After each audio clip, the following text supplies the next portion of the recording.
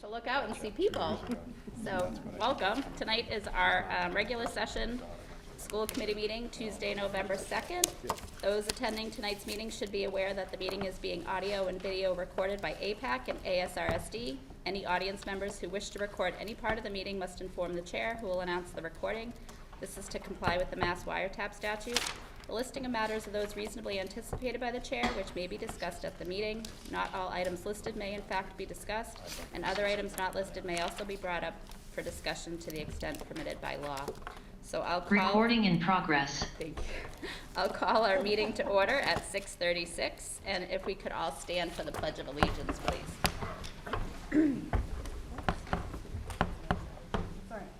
I pledge allegiance to the flag of the United States of America and to the republic for which it stands, one nation, under God, indivisible, with liberty and justice for all. Michelle, will you call the roll for us, please? Mrs. Danger? Here. Mr. Quinty? Here. Mrs. Reeses? Here. Mr. Hooper? Here. Mrs. Simmons? Here. Mr. Here. Thank you. So we're going to move on. Tonight, our high school representative, Miss Alicia Town, is here. Alicia, what do you have for us tonight? All right. Well, how is everyone? Good. Cool. So sports just wrapped up, fall sports. We have cross country coming to an end. Volleyball ended a few weeks ago. Not a pretty record, but it's okay. Football has the home game on Friday. Golf actually made it to the state championship, like, for the first time. They came in 6th today, which is amazing. And there's no seniors on the team, which is even better because they'll all be back next year to get first. Yeah. We just had a drive-in at the school last Friday.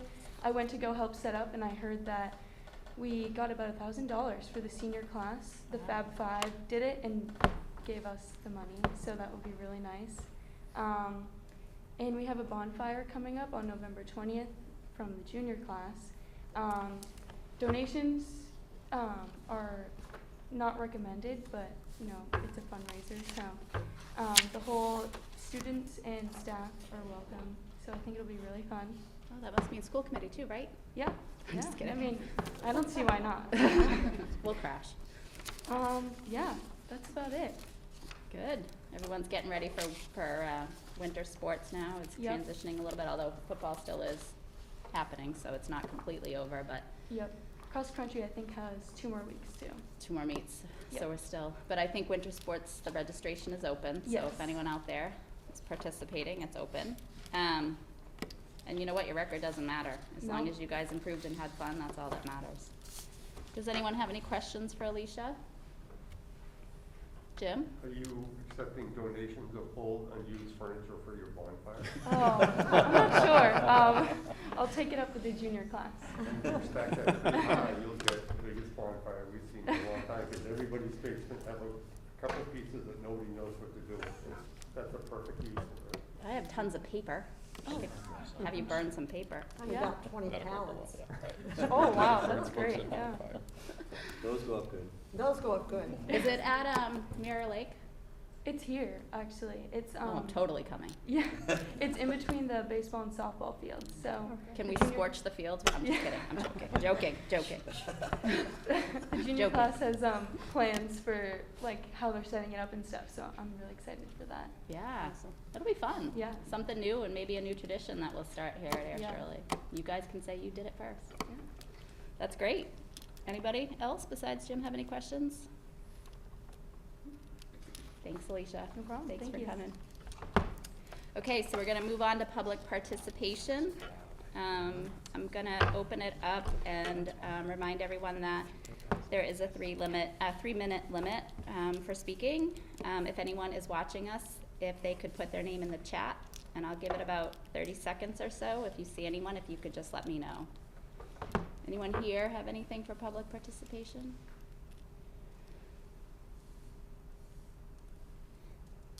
I have one with Zoom. Okay. Could someone please explain the COVID protocol for a possible exposure outside of school? Thank you. Joyce. If we could please have the name and address of who is asking. I only have Stephen for So if Stephen, if you're out there, if you could just type in your name and address. Stephen Larkin, 12 Moore Circle. Okay. So can I defer to you, Dr. Renda, to answer that question? Well, it would depend. If there was an exposure and contract tracing had occurred, testing would be required to come back to school. If it is outside of school, like a school event, we would know and be able to handle that, so we could do the test and stay. And as long as the student was coming to school and testing negative on one of the rapid tests, they would be allowed to stay in school. You know, that question, a phone call to the superintendent's office tomorrow or to Renee would be, we need more information to answer that accurately. There's too many. If it is an exposure outside of school that isn't involving students and school personnel, that's a bit different. Wouldn't that be the Board of Health that would dictate? It really is, Yeah. yes. So I think that the best answer that we could give right now is with the question, the way we interpret it as being an out of school exposure. If the testing is done outside of school, usually the Board of Health is involved, right, in dictating any kind of quarantining. And you do have more? Go ahead. Same person. Yeah. So if my child was exposed, they can come to school tomorrow with the test and stay program. Do they have to be involved in pool testing in order to participate in test and stay? If they're, they would be. Yeah. So they would have to sign up for it if they're not already signed up. And if they're exposed, they do need the, and the name is escaping me, not the rapid test, but the test. that- PCR. Thank you, the PCR test. Okay, so That would be if that necessary. student has been exposed and there's a known exposure, It is a PCR test or 10 days of quarantine. so the school would need proof of a PCR test, negative test, in order for the student to come back, Because it was outside of school. because it's outside of school. They don't, I think that actually the high school nurse explained this to me too. The Mhm. pool testing wouldn't apply because the exposure happened outside of school. Well, it's not the pool testing. The pool testing is what happens once a week. So that student could participate in the Okay. pool testing when they're in school. However, if the exposure is outside of school and not a school event, they would need the PCR test and they would not be eligible for the test and stay only. Okay, thank you. I hope that explains it. Go ahead. One more thing, who should Yeah. I call tomorrow? Say that, what, the end of that one more time? Who should I call tomorrow? It's for Stephen. Oh, who should he call tomorrow? Stephen should call the middle school and talk to Mrs. Payne, the nurse director. It's okay if his child goes to a different school, call the middle school, if that question comes next. Stephen says thank you. Okay, thank you. Anybody else in there? No? Okay. All right, so thank you for your help.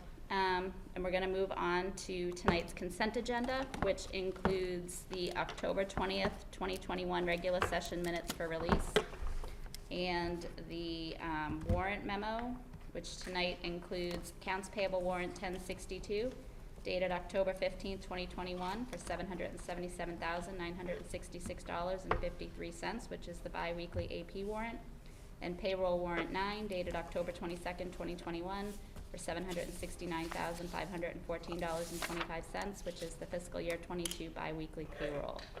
So I'll entertain a motion that we approve tonight's consent agenda. Madam Chair, I make a motion that we approve tonight's consent agenda as written. Second. So moved and seconded. Is there any other discussion? All those in favor, please say aye. Aye. Any opposed? Okay, thanks. So we're gonna move on to new business. First up is presentation of awards.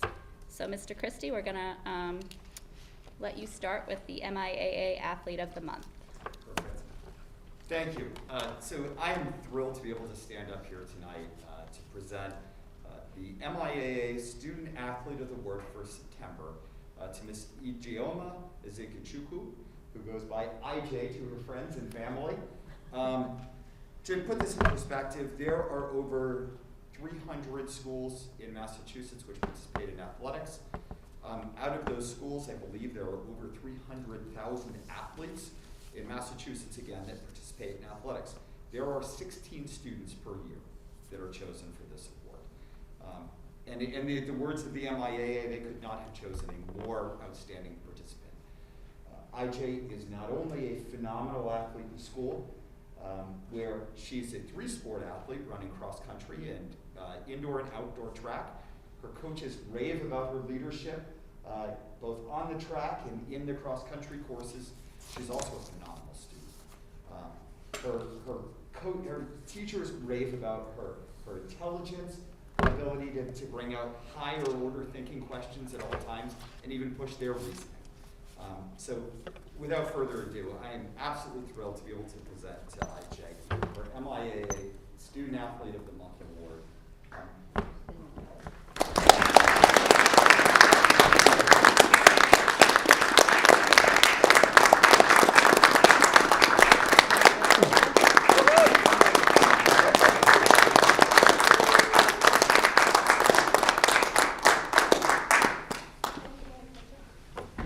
MIAA actually came out to the last cross-country meet to give a more formal actual award and to watch IJ run. So we won't make you give a speech, IJ, but congratulations. Next time. Thank you. Thank you. And thank you for coming tonight. And your family, thanks for your family as well. And congratulations, that is truly an extraordinary honor, and it sounds like you're well deserving of it. So congratulations and thank you for representing our school district so well. Anybody else have any comments for IJ? What's your favorite event? Outdoor. Outdoor? Yeah, outdoor track. In the Outdoor spring? Yes. Yeah. Are you a sprinter or I'm a sprinter? Good. Congratulations. Yeah, and good luck the next couple seasons. Okay, so we'll move on to the National School Development Council Academic Growth and Student Leadership and Learning Award. That's a long one. Dr. It is. Brenda. So we have two more awards tonight, and this is really, sorry, but I think this is the best part of the school committee, is when we can give awards to students. So the National School Development Council Award for Academic Growth, Student Leadership and Learning. So each year, the National School Development Council offers an award for academic growth, student leadership and learning. This award is presented to high school seniors who have consistently pursued a high level of academic effort and who have also served as positive role models for the student body. Recipients of this award exemplify admirable character and accomplishment. This year's awards recipients are Ijeoma Ejijuku and Catherine Kilcommons.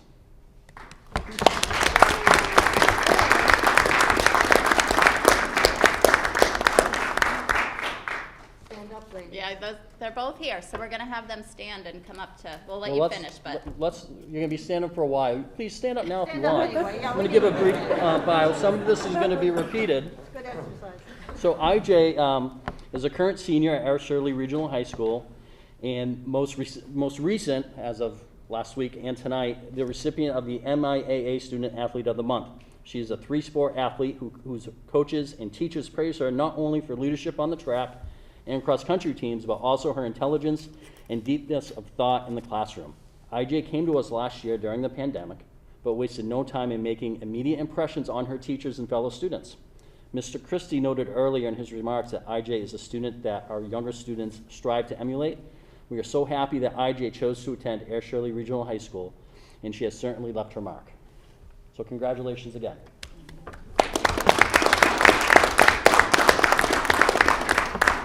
And our other recipient, Catherine Katie Kilcommons, is a current senior at Air Shirley Regional High School and is known as Katie to her friends.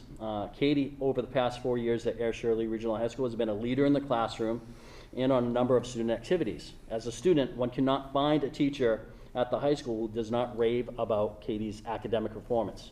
Katie's ability to ask thought-provoking questions and to evoke inquiry is unparalleled. While Katie has been involved in a number of activities, perhaps her biggest involvement has been in mock trial. Katie strikes commanding presence as a lawyer, and no student ever wishes to face her cross-examination. I don't want to. It's facts, I've seen it. Yet her 100%. teammates, to her teammates, she is a role model, a model of support and encouragement. So congratulations, Katie.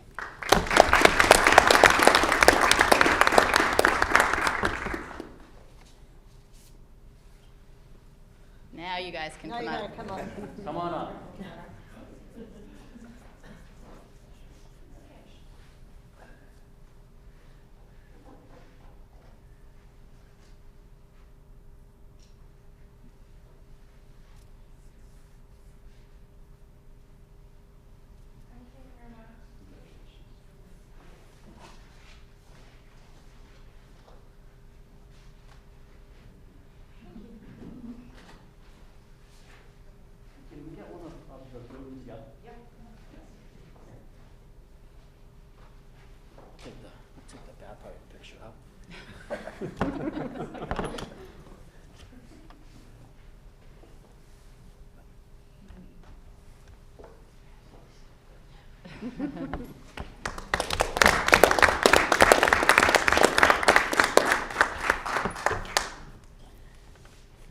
again, congratulations to both IJ and Katie. You guys obviously have worked hard, and I'm glad your hard work is paying off, and you're being recognized for all that you do for yourselves and for your school community, so thank you.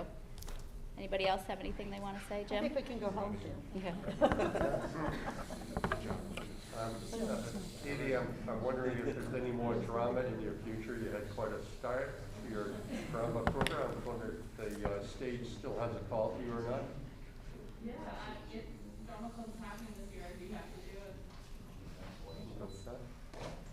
I do want to say that Katie is 100% what Dr. Renda described as a lawyer. No one wants to be on the other end of her questions. And I'm looking forward to seeing you in action again this year.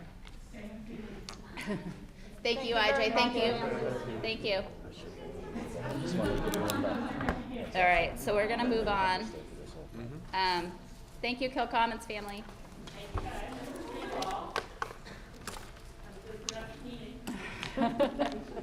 We try. We're going to move on to the Air Shirley Regional High School school improvement plan. So, Mr. Christie. Yes.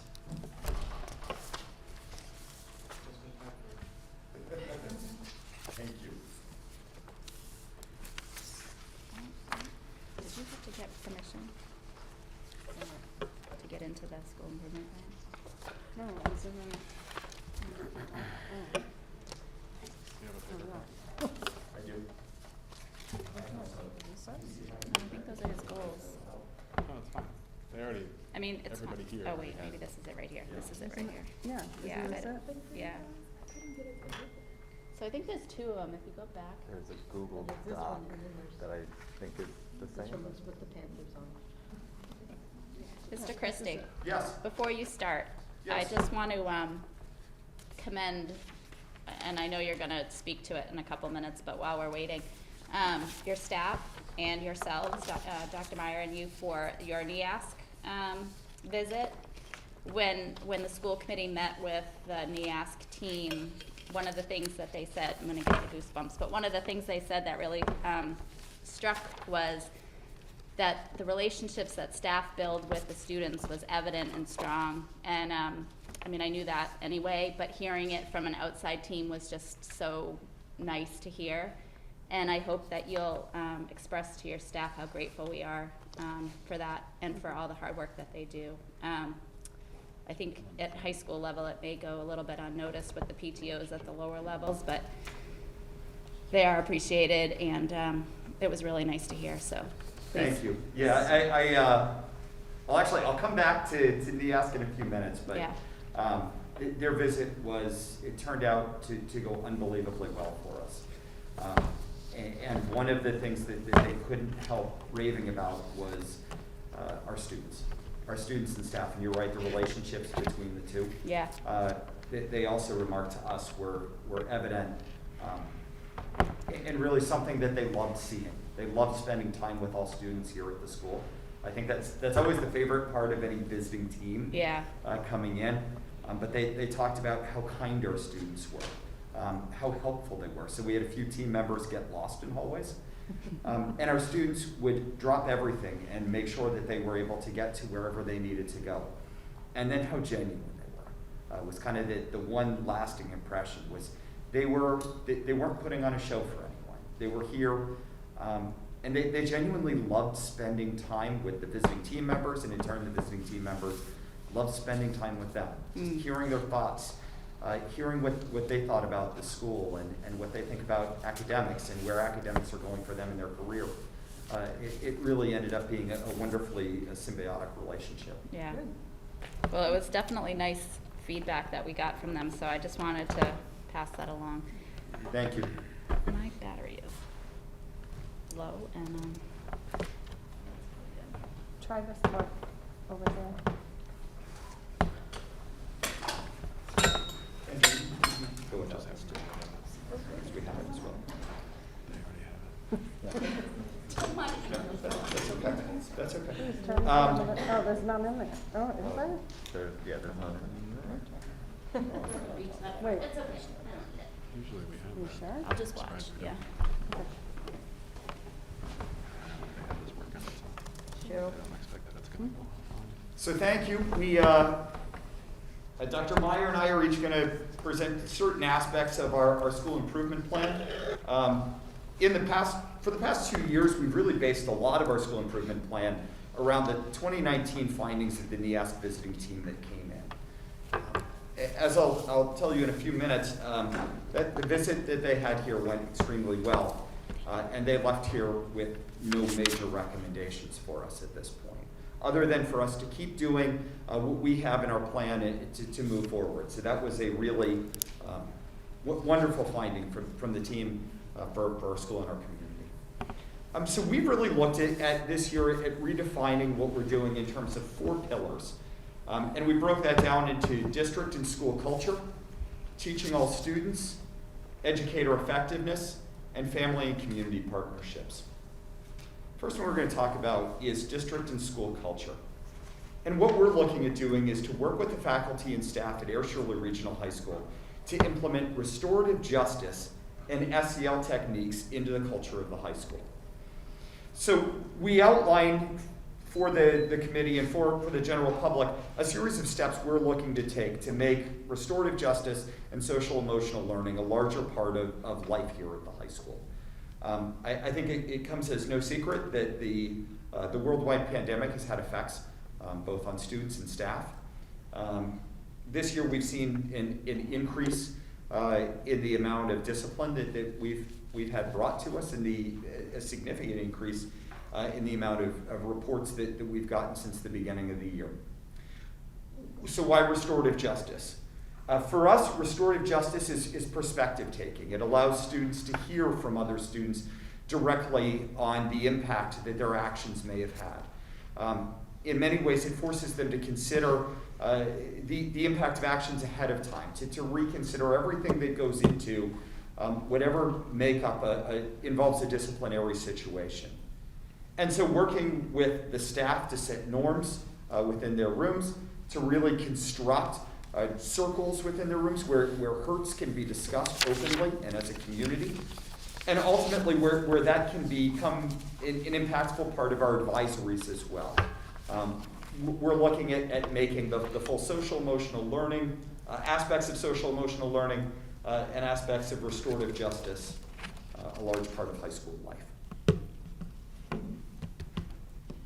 The second pillar that we will be focusing on this year is about teaching all students.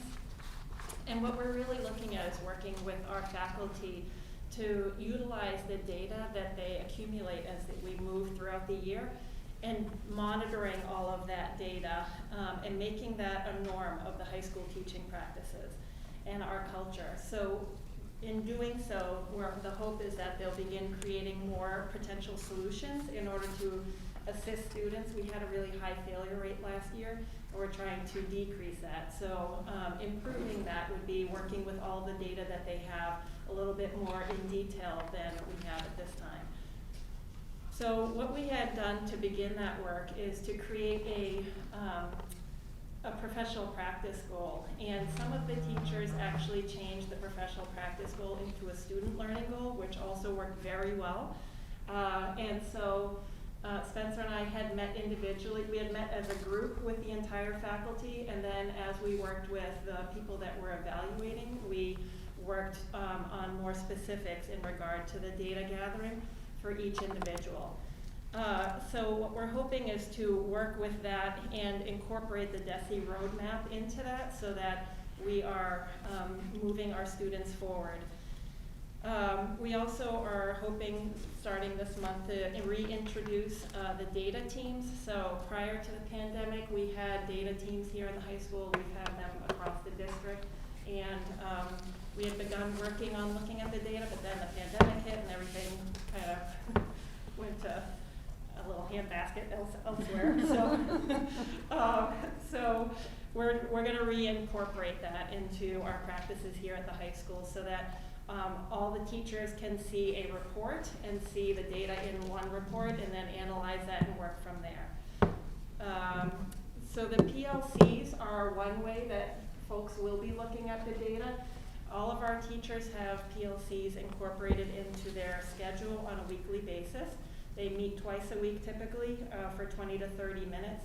And they're in small groups, which is really effective. It's what we also utilize for our students. What we're hoping to focus on with students is small group work, and we're doing that with the faculty as well to kind of mirror that. So they'll be able to brainstorm together different potential solutions when they see data falling into certain categories, like, oh, this is an issue, okay, how can we focus on that and improve that area? And then the follow-up would be for us to then, toward the end of the year, begin building a plan for next year so that we can continue that ongoing data tracking. And PLCs are personalized learning communities.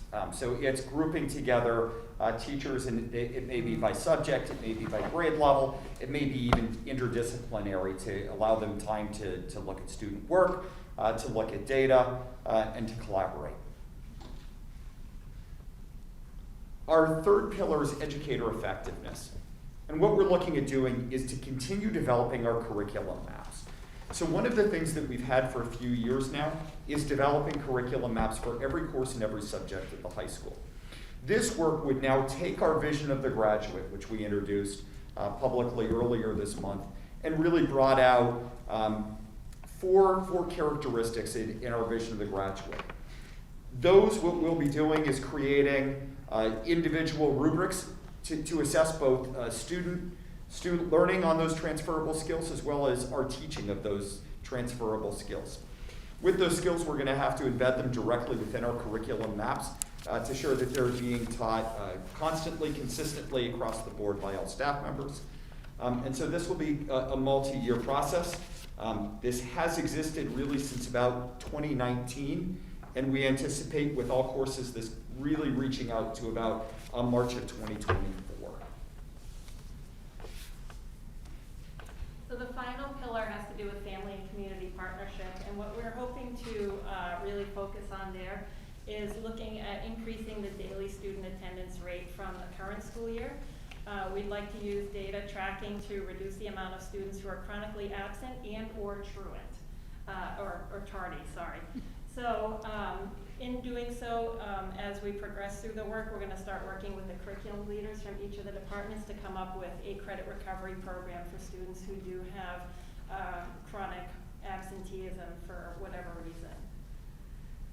So the first thing that we had done in last September, we're already in November, was we distributed a handout that we had gotten from the Attendance Works. It's an organization that is national and I think is utilized in a lot of the different buildings. They have wonderful resources.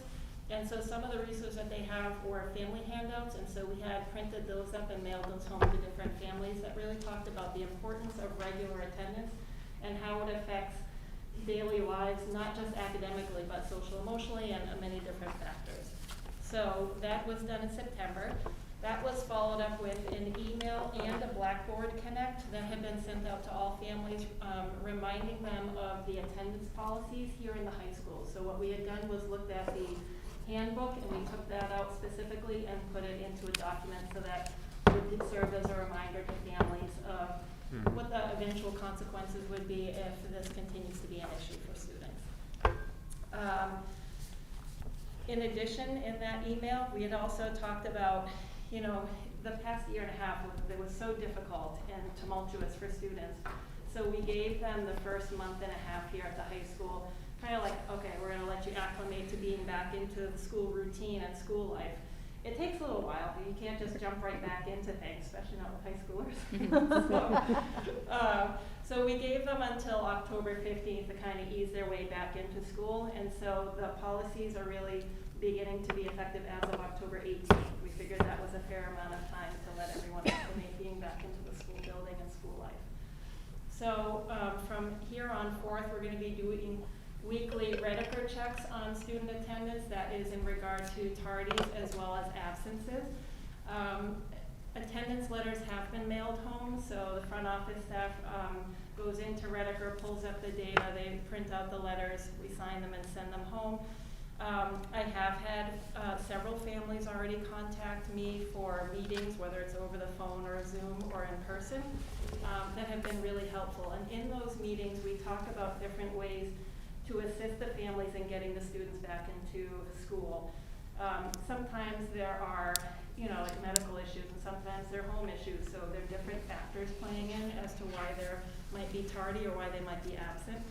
So we work individually with each of the students and their families and come up with a success plan for them to assist them in being successful here at the high school. And then, as I mentioned earlier, the other piece of this is that we'll be working with the curriculum leaders to come up with credit recovery plans for each department. And that will take into account the different students and their individual issues. Then we can implement those different plans with the students as necessary. Any questions for us? Anybody? Jim? Yes, Mr. Minty. With the your PLC groups, I mean, we see in here that they're trying to reduce failures among the students at the high school, but I always think of having my kids that have gone through all the schools here, about kids that are absolutely flourishing in middle school and coming to the high school and just sort of crashed and burned or underachieved. But, in all fairness, some students that struggle in the middle school come to high school and they're just world beaters. I mean, it's the world that we live in when you're in the education business.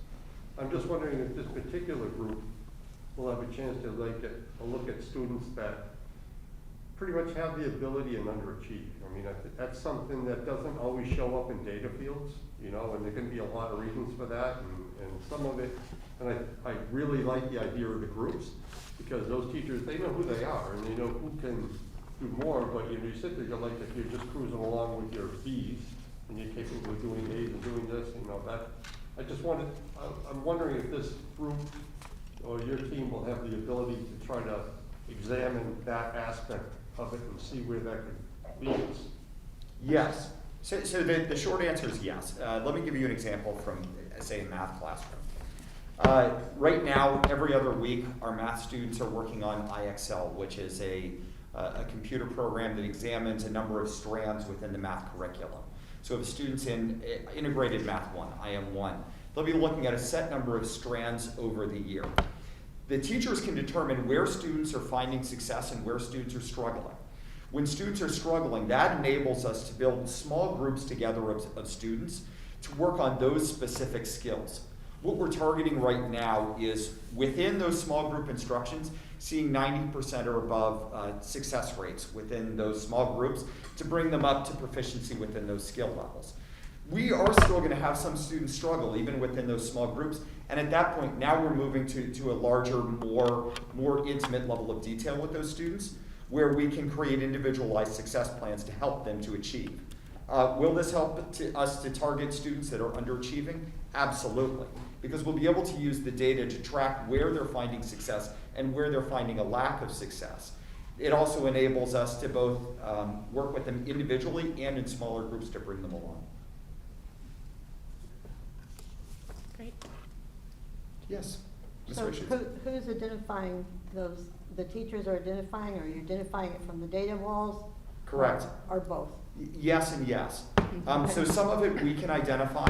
The state does provide to us the 25% of our lowest performing students on MCAS. So that's one really interesting data point that we can take a look at and really start to plan for. And that's going to happen in our MCAS tested subjects. In other subjects, we are actually, we're really working strongly with the staff to use data, to use those pieces of assessment for which they can now start to track individual students and to find out where they're struggling, identify them themselves, start to create success plans to help lead them to where they need to go. Thank you. Thank you. Anybody else have any questions, Chris? I'd love to hear a little bit more about, within the PLCs, the work that your teachers and leaders in the building have done. We spoke a lot this summer about the need to accelerate, not remediate. We know that the DESE roadmaps emphasize that, the work that they did with TNTP. I'd love to hear about what you're seeing when you're in classrooms and in those PLCs. Where are students at? How are teachers navigating that very real challenge of potentially gaps in unfinished learning, or not gaps, unfinished learning, and how they're addressing those gaps, given how are they doing that with their curriculum, how are they making sure that they're not falling too far back, how are they, Yeah. it makes sense conceptually, but I think practically that's a really difficult task to ask teachers to do. How are they experiencing that? How are you all supporting them in that? I would love to hear a little bit more. So thank you. Great question. This is actually a conversation that Mr. Cleary and I had probably about an hour and a half ago, which is you're trying to support teachers through simultaneous potential loss of learning, as well as keeping up with the acceleration of courses. So as you're teaching students those new skills, you are simultaneously teaching them things that they either may not have learned or may not have grasped along the way. Extremely difficult to do, but that's what DESE set aside for us. So for teachers, there are times where what we're hearing is this is really hard, this is very difficult. We're trying to work with them to incorporate new ways of teaching the material.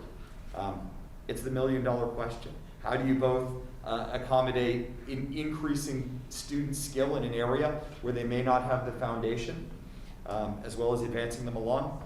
It's hard work. Very, very hard work, and a number of different angles.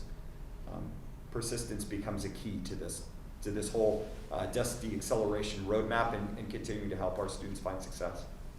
I wish I could say that there was one specific skill you can use, but one skill doesn't fit all learners or all learning styles, so it really is working with those individual first small groups, and then if that fails to be successful, it really is working with those individual students to help create a plan and accelerate the learning each step of the way. Part of it too is it's a really unfortunate name, calling it an accelerated roadmap. We're not accelerating through this year's curriculum, and I You're think trying to stay on pace with yes, the curriculum. and we're doing the build best in to or stay on cycle in pace. the foundation. Yes. But what's happening, and there's gaps, and when we identify a prereq skill that a student needs, we can pause and teach that skill, and then continue with grade level curriculum. I think there's a misconception from everybody, to administrators, teachers, parents, that we're moving faster. And it's not that. We're trying to keep pace with where we want to be at this point in the year, which we're probably not, right, because we're filling some of those holes in. What we don't want to do, right, and the main part of it was we're not going to teach last year's curriculum. So this is a bad example because it's a high school, but if I have a 4th grade class, I am not going to teach half of 3rd grade's curriculum, right, because not all kids need it. We're going to identify, like Mr. Christie has said, individuals and what they need, and IXL is a great way to do that and fill the gaps in that way. So I don't know if that helps, but I think they really, we missed the boat on naming it. On the branding, Okay. sure, right. and I think my question was more at the is that something that teachers are, how are teachers experiencing that practically? And what does that look like in supporting teachers? Is it, you're in classrooms like, hey, you're spending a lot of time here. Have you thought about how those, that standard shows up, in 4 weeks? Are you really tactical? Is it more like cheerleading? It'd be helpful to hear a little bit, just I'm sure it's a combination of a lot of things, but how do you see your roles in that? How You're are teachers absolutely practically right. experiencing it? I think, it's much like teachers are with students. It's dealing with each teacher. What do they need? So one of the questions which Dr. Renda posed earlier this week is, how do we give each individual teacher what they need in order to be successful? I think we're finding the fallout from the pandemic has far-reaching effects. Some teachers do need the cheerleader. Other teachers need a more tactical approach. And it's working directly with them to find out what they need and how we can support them best. Teachers are killing it right now. I mean, it is, they are working incredibly hard under very difficult circumstances. And what we're finding, and this isn't directed towards high school in general, is that it's really hard, and we need to help them more. And so we're trying to figure out exactly how to do that. And I don't think this is an Air Shirley issue. I think this is an education issue. So we've been having these internal conversations, and I know as the superintendent, I need to find a better way to support teachers, and you'll hear a little bit about that during the superintendent's report. But right on as far as identifying individual needs. IXL is a great tool, so sorry to jump in and. Thank you for clarifying. That was One well of the said. things I would just ask you both to share with our newer members who don't have high school students yet is the Panther Block. So we have Panther Blocks, and I don't know if this is even being used, but it's an opportunity. So there's a block built into the high school schedule where they have what's called Panther Blocks, and the students get to choose what they want. And that Panther Block is also used for you know, if there's students that need extra help in an area, and you guys, please explain it more, but I think it would be helpful for our new members that don't have high school students, if they don't know about it, to hear about it, because it is a nice way of reaching students, you know, in different areas. Sure. So at the high school, we have a 30-minute block that runs opposite lunch. So our freshman and sophomore students eat first lunch, and while they're eating lunch, our junior and senior students have Panther Block, and then they switch. Panther Block for us is a 30-minute project-based, passion-driven opportunity. Ultimately, it was designed to be an affinity group, where students that say love Minecraft would have the ability to group up with a teacher that might love Minecraft, and really to develop a cohort that loves Minecraft together. It's morphed somewhat in that some students are able to get more help in some areas, and they're also able to accelerate in some areas. So some of our APs have even taken off and now have kind of AP extended classes that contribute. We're also able to offer during that block everything ranging from yoga to mindfulness to calligraphy and handwriting. We have Boot camps. So for the Yes. students who are struggling with certain skills, they request to go into like a math boot camp, especially before MCAS looms ahead. Same holds true for ELA. So we have students who go in there for specific writing assistance. So we have those boot camps as well that our teachers are running. And we also have classes that students find fascinating. One of the ones we've been running now for a couple of years is Hip Hop History, Art, and Culture, which is run by Mr. Forrest. This really examines the history of hip hop from its very beginnings up through modern day. I can tell you it's probably our most requested Panther Block.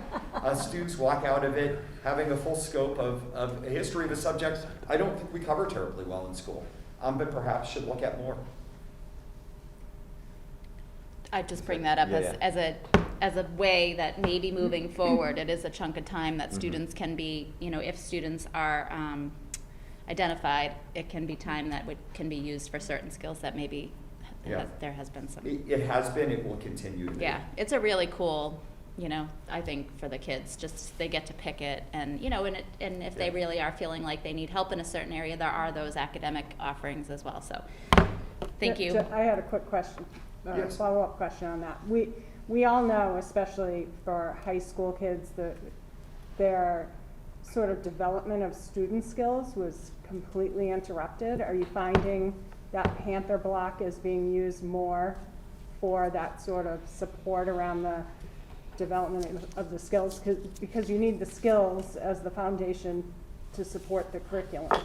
Yes. So this is actually a conversation that came up a lot last year. Was we ran specific Panther Blocks on note-taking and study skills. Oh, that's great. Because we found that students came up and were really struggling within those areas. And that's also being incorporated into our advisory. I was gonna say advisory as well. So a lot of our teachers are working on the organizational and executive functioning skills during that Yeah, time. great. And working on how that goes hand in hand with the social emotional Yeah. well-being of the students. So really trying to put together the whole package all in once. I think our teachers have also noticed that some of those more student-specific skills need to be explicitly taught during academic classes. So really everything from note-taking techniques to studying to perseverance really come into play and now should become a part of our everyday classes as well. Great. Yeah, go ahead. Go. I'm sorry. No, please. You ask great questions. So, really tactically, Dr. Redna, you said this, teachers are killing it, but it's a really hard year, right? Like, I think everyone who's working in a school building is saying this year is as hard, if not harder than last year. Harder. Yeah. Yeah. What can we as a committee do for teachers in your building to help them feel seen, appreciated, recognized? What do they need in their classrooms to be successful? Because they are dealing with a tremendous year that I think is, I think nationally sort of being glossed over. Oh, kids are back in school, it'll be great. But we know that's not how it's playing out. So what do you all need, or what do teachers need from us? So I don't know yet. However, we are meeting with each staff. I will be meeting with Paige Hilltop and Laura A. White this Thursday. I'll be remote. They're gonna have their faculty meeting to have that discussion with them. So, we had emailed, the administration had emailed the staff, last Friday, basically saying that we're going to meet with you, we're gonna listen, and plan together so that we can adjust to kind of shift course this year because of how difficult it is. So I don't want to sit here and say this is what teachers need. Mhm. What I want to do is ask teachers that question, and then I'll come back and answer that at the next faculty meeting. Faculty meeting, the next school committee meeting, because we don't have the answers. I think they probably have more of the answer than we do. So we're gonna have to get some input and then see how we can make that work as administrators, and then we'll be more than happy to let you know what you can do as school committee to help our teachers make this year a little more doable. Mhm. Great. And I think, I don't want to speak for everyone, but I think in the same way that's been great to have student voices more present in these meetings. You know, I trust all of you implicitly to bring authentic voices from teachers, and if there are teachers that can, I don't want teachers to have to stay any longer, but if there are teachers who are willing and able to, you know, I think we'd all sort of Yes. welcome their perspective during this time. Sure. We would be happy to invite some teachers to come and express that. And again, I don't want to put any more on them than needed, but if they, yeah, or they could call in something, yeah. I do have one last question Yes. on the family engagement piece. I think family engagement is critical. I think high school is unique in that it feels like family engagement becomes much more technical. Are students physically showing up in the building?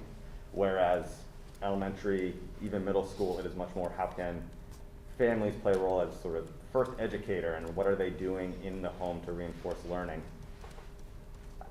How, you know, given the needs, like how are we thinking about differently about engaging families in things other than is your child showing up? Which is critically important, we know it's a priority, but are there other ways that families can be engaged in learning, in community, in, you know, executive functioning skill, like all of those pieces that we've talked about? How are we making that more transparent for families? How are we getting them involved and engaged in sort of learning? Great series of questions. Sorry. You're right, it becomes more difficult at the secondary level. I think we're right now trying to engage families in certainly the academic parts of the discussion. When things aren't going well, I think that's the traditional one you've heard of teachers Sure. reaching out to families. I think what we're finding now is teachers reaching out to families far more when it is going well, to share the wins, the successes. Even when a student is in the pit and struggling, but they're in there and they're struggling and they're working with the material, to me that's a win. And that's a time where teachers are reaching out. I'm seeing emails go home. We're asking for phone calls a lot to really try to make those connections. And if a student isn't showing up to school, there's probably an underlying reason why. And we're really trying to dig in on the why. What's happening? Why does the student not wish to come to school? Or what's the barrier that's preventing the student from coming to school? We have an incredible team at the high school, so we're very lucky. We have Ms. Tema, who's here 3 days a week, and we have Ms. Danielle Moran, who's also here, and now is a district-wide social worker, has started showing up at students' homes, started to have those conversations with the families, and to enable us to not only bring families into the schools, but actually go to them. So that's something we started doing more last year, and are thrilled to increase our efforts at now meeting families where they are and not asking them to meet us where we are. So in anticipation of how hard this was going to be, we did include the addition of 4 school adjustment counselors in ESSER 3, which it was awarded. We're currently waiting on the funds to get that posted, but the district-wide social worker had an immediate impact on the district. And the student support groups, which we just commonized that name across the 4 schools, which I'm very happy about. Everyone was doing it, but calling it something slightly different and running it a little different. So those meetings, not only at the high school, and I've attended 2 or 3, too, they're well-run, they're action-oriented, they're identifying a problem, applying an action, measuring it, and if it's not working, they're gonna change it, right? So that's one of the things that I was hoping to see coming into the district. I'm happy to say that all schools are running that, and they are effective. It will be more effective when we have more mental health staff, such as adjustment counselors, that can do some of this work, so teachers are available to teach. Yeah, that's tremendous, and no need to update, documents are only so useful. I think the practice matters more. I think the practice of reaching out to families when things are going well, when there's things that they can do to support, are probably going to have a greater impact than calling to let them know that their student is not showing up. And so glad to hear that those things are in place. And again, anything that can be done to create the time, space, capacity, even just practice doing that. I remember being in a classroom and like making the good phone calls were sometimes more awkward or difficult than the hard ones. So just kudos to that's happening, and I think anything that you can do to formalize those practices is tremendous. And you're 100% right. When you start making the phone calls of what's going well, they're incredibly awkward. I remember making my first phone call for a student that I think had struggled in a number of classes, and to call home on a Friday afternoon to talk about the wonderful test that the student scored. I got the awkward silence, and then and what else? Yeah. No, there's nothing else. I'm calling to tell you it went really well. The parent could not wait to get me off the phone in fear that there was going to be a negative follow-up. So I think, it's changing the perception of why we're calling. It's truly trying to partner with families as opposed to, we're calling to report on things that aren't going well and only looking for help then. I think there needs to be more praise. I think the other thing that COVID has really interfered in is some of the things, especially that the high school did to bring families in, like the arts night and the curriculum night. And while we have opened up to having people come for sporting events, those are also things that celebrate kids, and we haven't been able to do that. So I would imagine that's coming at some point. It makes that part hard. Right. Although I will say the addition of Zoom for a thing like an open house, even though that's not ideal, I think it's still effective, and it does definitely give that face-to-face with the teachers and the parents. So as much as, and I think actually helps with some parents and families that can't make it to the school building at 7 o'clock at night. So there's no perfect way to go, and COVID has definitely made things more difficult, but I think Zoom meetings have proven to be effective as well. So I think our teachers did a really great job with the open house, and I think they do a good job too with Google Classroom and sending updates that way. So parents are, I get an email every Friday night at 11 p.m. when I'm falling asleep, and so you do get some of that, at least what the kids are getting all week as well. So I want to echo what Dr. Renda said earlier, which is our teachers are killing it. They are working, I think, more hours than they've ever worked before. And I think last year it was really easy to take a look and say how hard the school year was. This year I think there's probably less recognition of how hard the year is, but in many ways that makes it harder. They are doing everything in their power to make sure that students have excellent years in front of them, and that's academically, socially, feeling like they fit in and they're part of a community, and all of this where we've lost the ability to gather as one collective unit. They filled many of the gaps, and they are doing everything in their power. So again, my huge commendations go out to the staff, not only here in the high school but also district-wide. Being married to an educator, you see them bring it home every night. A lot of conversations in our household revolve around education. I'm sure my kids are tired of it. So my question is, I see here that you have a system where you're tracking the tardies and things like that. As you're bringing these families in and you're hearing from them and creating individualized plans, are you tracking the data for what you may find are common issues that you can kind of plan and build into the next year? Okay. Yes. Yeah, keeping track of all of that. Yep. And whether it's students that are missing bus times and then are having difficulty finding a ride to school, we're looking at alternative venues we can have of getting kids to school after a missed opportunity. But when parents are working, that may be something that becomes really hard for kids. So really trying to track what we're seeing as those commonalities and then problem solve, find solutions to them. Awesome. Thank you. Thank you. Joyce? Well, while it is hard and Zoom has taken over and stuff, I think you still need parents as much as possible in the surroundings. Other people are doing it. You know, my sister's going to a big conference at Gainesville tomorrow. It's all going to be masked. It's all going to be set apart. And even if you have to do like half the kids and half the kids, or one class and the next class, I think having the parent come in and be in here and feel it, I think is a real added element to the kids, because, oh, mom and dad were there. Oh, God, I got to clean this up.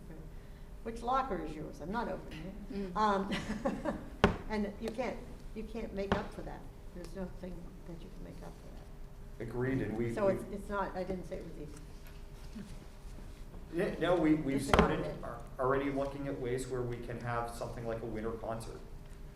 Winter is a very difficult time to hold events outdoors. So we're looking at how many students we can fit, or families we can fit into the auditorium at one point, while keeping safe distance. Thankfully, we'll be lucky in that families can sit together. So seeing how we can make that event happen. So that's a time frame that Mr. Powderly and I are currently working on. Ms. Whitmire and her Hamlet plays, I think everyone's probably, if you've had students come through here, every year Ms. Whitmire reads Hamlet in 12th grade and has the students recreate the plays in modern times. They're really fun. They're full of kind of topical humor. We're going to be meeting on Monday to try to find a way where we can make that happen for both a live audience of students as well as families that can come back into the building. It's difficult. It's hard work, but it also, agreed, it needs to happen. Well, thank you.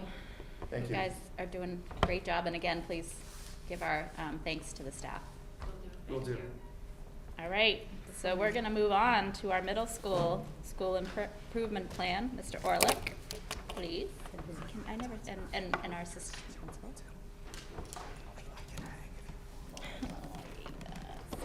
Do we need to vote on Oh, this? do we need to? Improvement plan, it says vote, so. Do we approve this? I would make a motion that we accept the high school improvement plan. High school improvement plan, there you go, for 21-22. Second. Moved and seconded. Any further discussion? All those in favor, please say aye. Aye. Any opposed? Yeah. No, I'm not opposed. I was like, did we need to vote? I thought we already approved the plan and this was just an update on it. No. Oh. No, it was a new Okay, presentation. If Michelle says vote, we vote. great. We all said aye. We approve. All right, I'm sorry, come on up. Good evening. Hi. I'm Brian Orr. I'm the principal at the middle school. Yay! Assistant principal. My first year as assistant principal, I was spared the hot seat, and so I'm going to pay that forward and spare Ms. Cicatella and do the presentation myself. But I did want to note before I got into it that she has been, dove in right away and has been instrumental in implementing many of these action steps. So I wanted to note that before starting. So you actually covered a lot of ground that I was going to cover in my presentation, which is really indicative of kind of how we designed our school improvement plan this year. So at the middle school, we tried to continue some of the practices that were successful and kind of keep the ball rolling with those things, because we didn't want to lose things that have been working for us, because they actually came in handy as we were getting through this pandemic. But then we also recognized that DESE had guidance, and you were discussing earlier the acceleration roadmap. And then the district also has kind of its approaches to managing the past year or so. And so we kind of took those three things into mind when we were developing the school improvement plan. So the first objective, the district-wide objective is teaching all students. So within the middle school, what we're focusing on as part of that is ensuring equitable delivery of instruction to all students using the multi-tiered systems of support, which are effectively the different resources we have at different levels of need for students. And so we're really trying to first get a really good understanding of what our students' needs are. So obviously we've been having ongoing conversations, just what are our students' needs, how can we meet them? But we also want to be really thoughtful about that and make sure that we're not missing anything.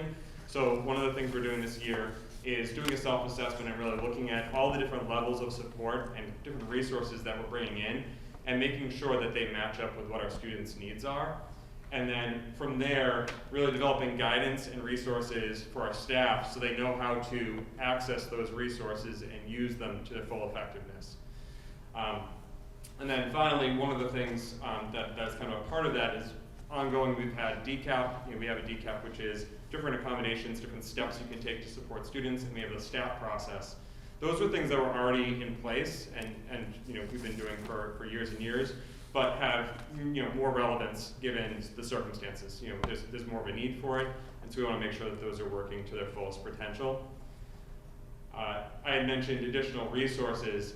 Obviously, the pandemic has brought in new needs for students, and so we're trying to identify supports for students that are having attendance issues. As we were discussing with the high school, we, prior to the pandemic, had really tried to shift our approach to attendance, and rather than, in the past, it was really considered, there was kind of a punitive approach to it, and we've really changed it to more of a counseling approach and trying to identify what the student's needs are and develop a relationship with the family so that we can make sure that student feels comfortable coming to school and supported. And so we've really continued that process. Ms. Cicatella has taken over for me in leading our attendance team, and they're meeting weekly to discuss students, track their attendance, identify students that may have needs, and then start developing those relationships and kind of keep looping back to make sure that if they do get a student attending, that they continue attending, or if there's a student that isn't attending, we've dedicated the appropriate resources to it. The second thing on here is we're also developing, and the high school is going to be developing a similar program, a BRIGHT program, sometimes called a bridge program, but effectively it's a tier 3, which is for our students that have the highest level of need resource, and it's there for students that have significant reasons that they could not attend school, significant gaps. So that's students that had mental health treatment, and they may have been hospitalized. It may have been students that were out because of a medical an injury, and other just mental health issues that are just barring them from being in school. And so we've actually dedicated a whole space in the building specifically to this BRIGHT program, and using the ESSER grants, we're staffing the positions in that program. Right now, our school counselors and Ms. Cicatella have been working with the consultants at BRIGHT to try and develop, what the intake looks like, how do we identify students, and how do we bring them into the program. And our hope is that we really have some robust supports for the students that have the highest needs, because we know that those students were always there, and we had always worked to support them, but the demands of COVID-19 have really expanded our concerns there, and so we want to expand that. And again, it's a program that's going to work within the school, and students hopefully will have that level of support when they return, that they can gradually work their way back into the school, but they'll have a physical place they can go to if they need support. And then, unfortunately, a lot of times mental health issues come up again. They have that resource pretty much for the rest of the time they're at the middle school that they can always fall back to if needed. So that's something we're really looking forward to, and we're pretty much ready to launch at this point. We've identified a couple of students, and we've started that process. The second objective is educator effectiveness. So again, the acceleration roadmap came up earlier, but we're trying to provide strong grade level instruction, and really something that's mentioned here and was kind of discussed earlier was just-in-time scaffolds. The idea that, again, the term acceleration can be confusing. We're trying to provide them with grade level instruction, and then if the student is struggling, or there's a group of students that are going to need extra support, we're trying to proactively identify them and provide that support, so they can access it in that lesson. So we've had a lot of conversations as a staff as to what that looks like, and that's kind of an ongoing conversation. But we've also kind of talked about it's basically like remediation in context. You're providing some things that they are missing, but you're doing it within the context of what the lesson is that day and making sure they're able to jump into the lesson. So we're continuing to have some conversations about just strong lesson planning. See, the first couple of things here are really just like basics. So we had conversations going into the school year about, we talked about all different resources we can pull in to meet student needs, but one of the things that was present in our minds was that we really needed to have a strong base foundation of instruction to build off of. If that basic, lesson structure wasn't there, or we weren't using universal design principles when we were building a lesson, we could throw all the resources in the world at it, and we still may have students struggling.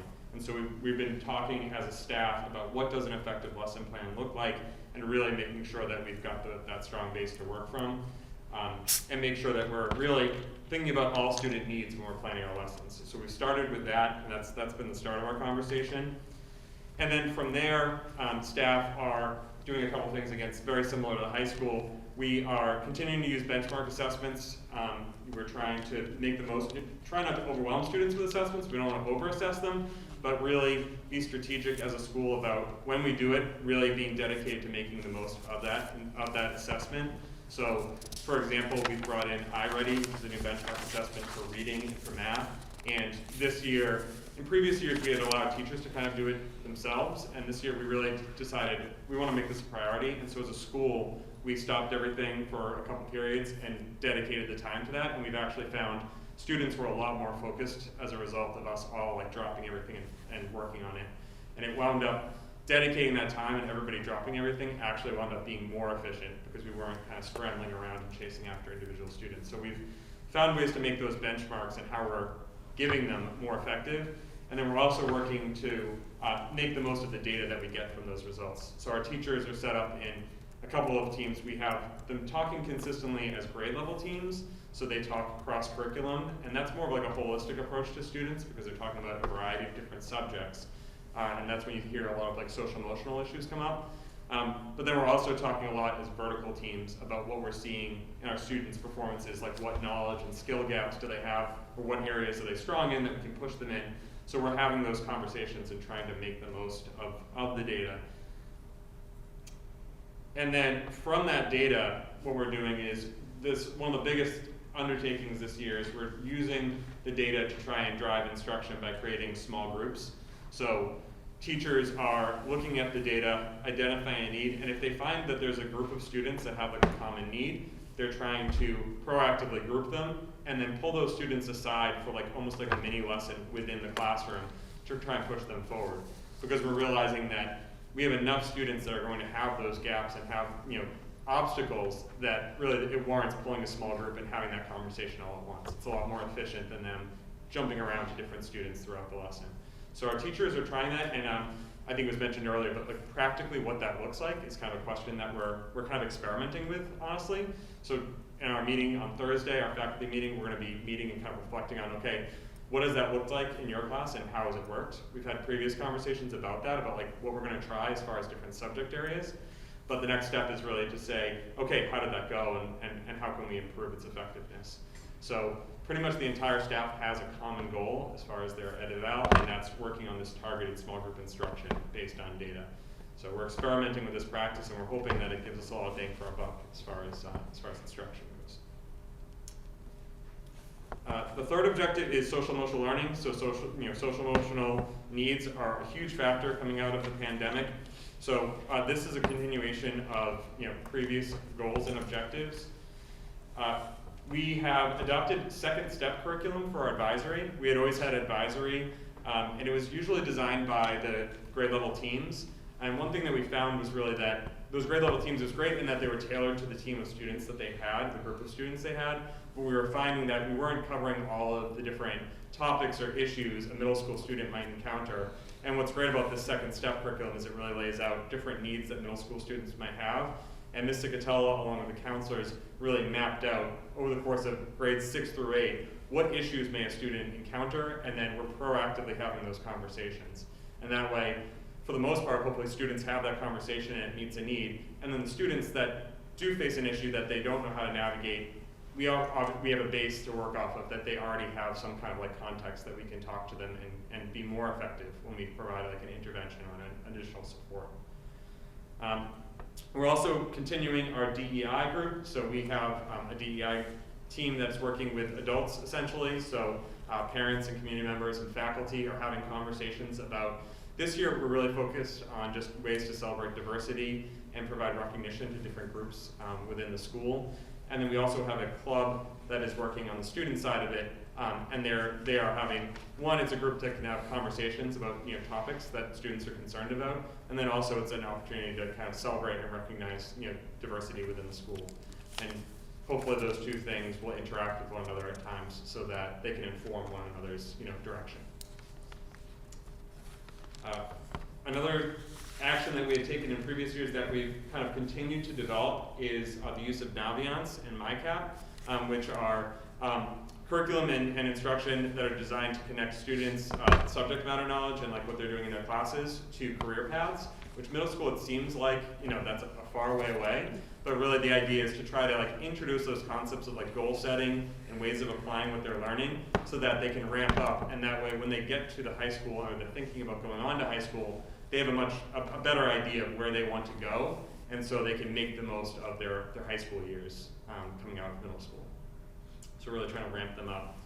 Another continuation of a past practice that we had that really, again, has there's an increased need for is we're working with CHL, which is a community health link. And we've had a great partnership with them for years. So we have outside therapists coming in. Our counselors a lot of times will make referrals to the program so they see students. We also are working with them on a grant that's called DSAS. That's students are basically at risk.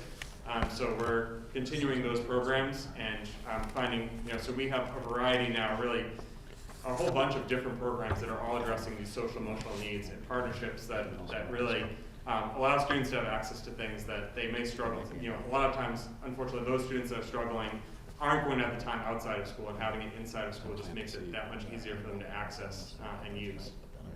So that's been great that we've been able to continue that. And then finally, we have family and community partnerships. So we're continuing to work to engage families.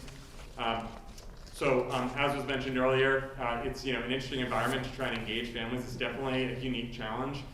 So for our open house and our tours, we provided virtual options. We did do physical tours this school year, so you can see a picture of, we did have students in the building, but we also provided virtual options because we know not everybody would be comfortable with that.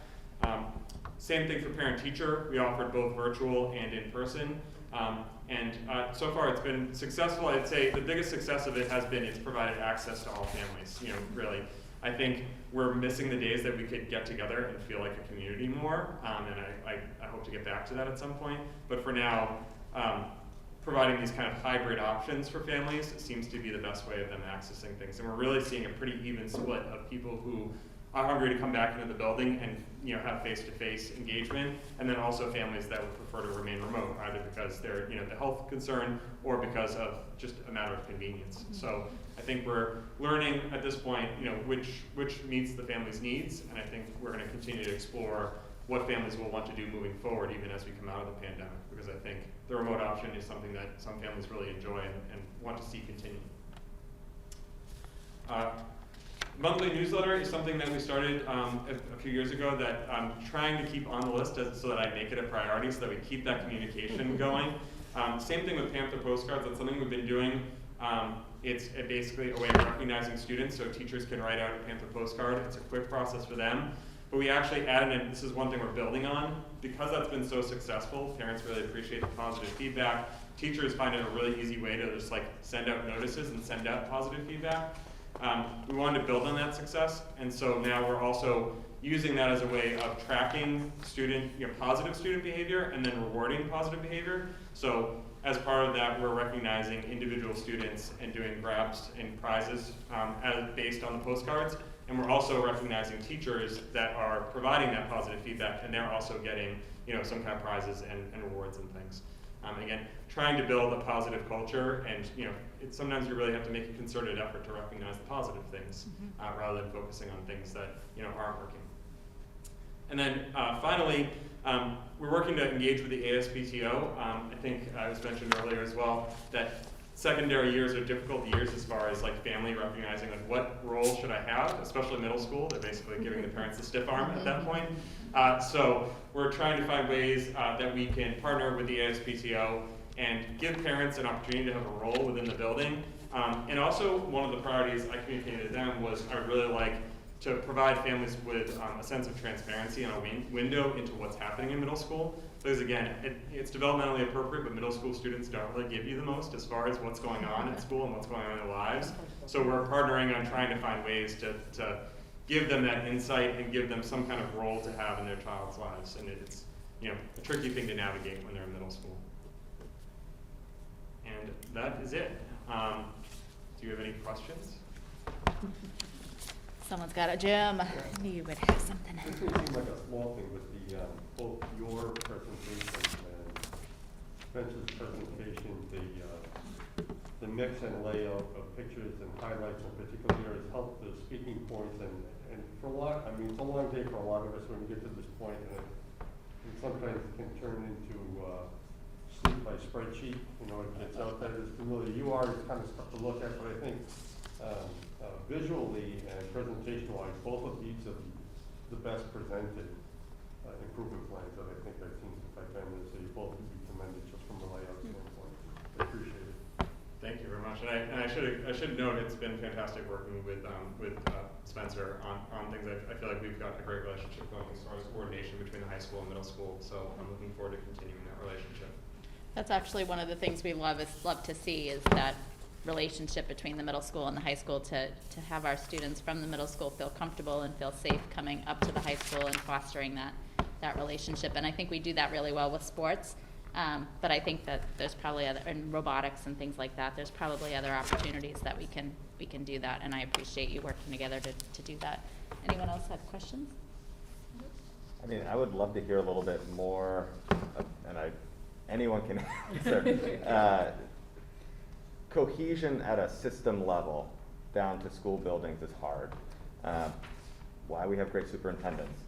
I'd love to just, like, what does collaboration look like when you're taking system level priorities and thinking about what that looks like at the high school, middle school, and then 2 elementary schools? Are you working together on these? Is it you're working up with Dr. Redna, and then, like, how does that look? Well, we're trying to align now. Yeah. So the schools are doing a lot of the same things. We talked about the student support groups. So those meetings were happening. They're happening slightly different in every building. They called them different names. Different people weren't invited. So along with Lorraine Wilson, our DEI, and school counselor director, we're trying to commonize those. That's one example. Mm-hmm. You know, Charlie can talk about how we're working with the MTSS for academics, and we're trying to commonize that from K to 12. The way that in which we identify and then assign interventions to students, so that it's appropriate. The system was in pretty good shape coming in, as far as the new guy was concerned. But there certainly is an opportunity to be more aligned, even to the point where we're starting to talk about forming a district-wide dictionary, because we're using different terms for the same thing. Just yesterday, what were we talking about, Charlie? You called it responsive, and I called it. I forget exactly. Oh what boy. Yep. It's late. It's been a long day. Yeah. We were talking about the same thing. Responsive professional development, personalized versus responsive. Right. I called it on-demand professional development. Charlie called it responsive professional development. The exact same thing. We need to use one term because I can't remember it on a Tuesday night at 7:30. No one's going to know what we're talking about when we're talking to the same people at different times using different terms. So that's kind of where we are now. I know I can't speak to the relationship between you and Spencer. I know it's positive and you work together often, but I'll leave that. I was going to say, I mean, being at the middle school, I feel like, and I've been there for some time now, I feel like we're in a unique position as far as like interaction with our colleagues at the other schools, and I feel really good actually about our alignment and the conversations we're having. So to kind of answer your original question, at our retreat we talked about different priorities we had for the school year, and then from there, I know that I started thinking about like what does that look like at the middle school, and had some ideas, and then Spencer and I wound up connecting with one another and found we had some similar, we had pretty much similar priorities. We're like, well, this is what this would look like at the high school, the middle school. We found ways that we could align as much as possible. Mm-hmm. I had a similar conversation with Lorraine Wilson about she's working on the multi-tiered systems of support and on the social emotional supports in particular.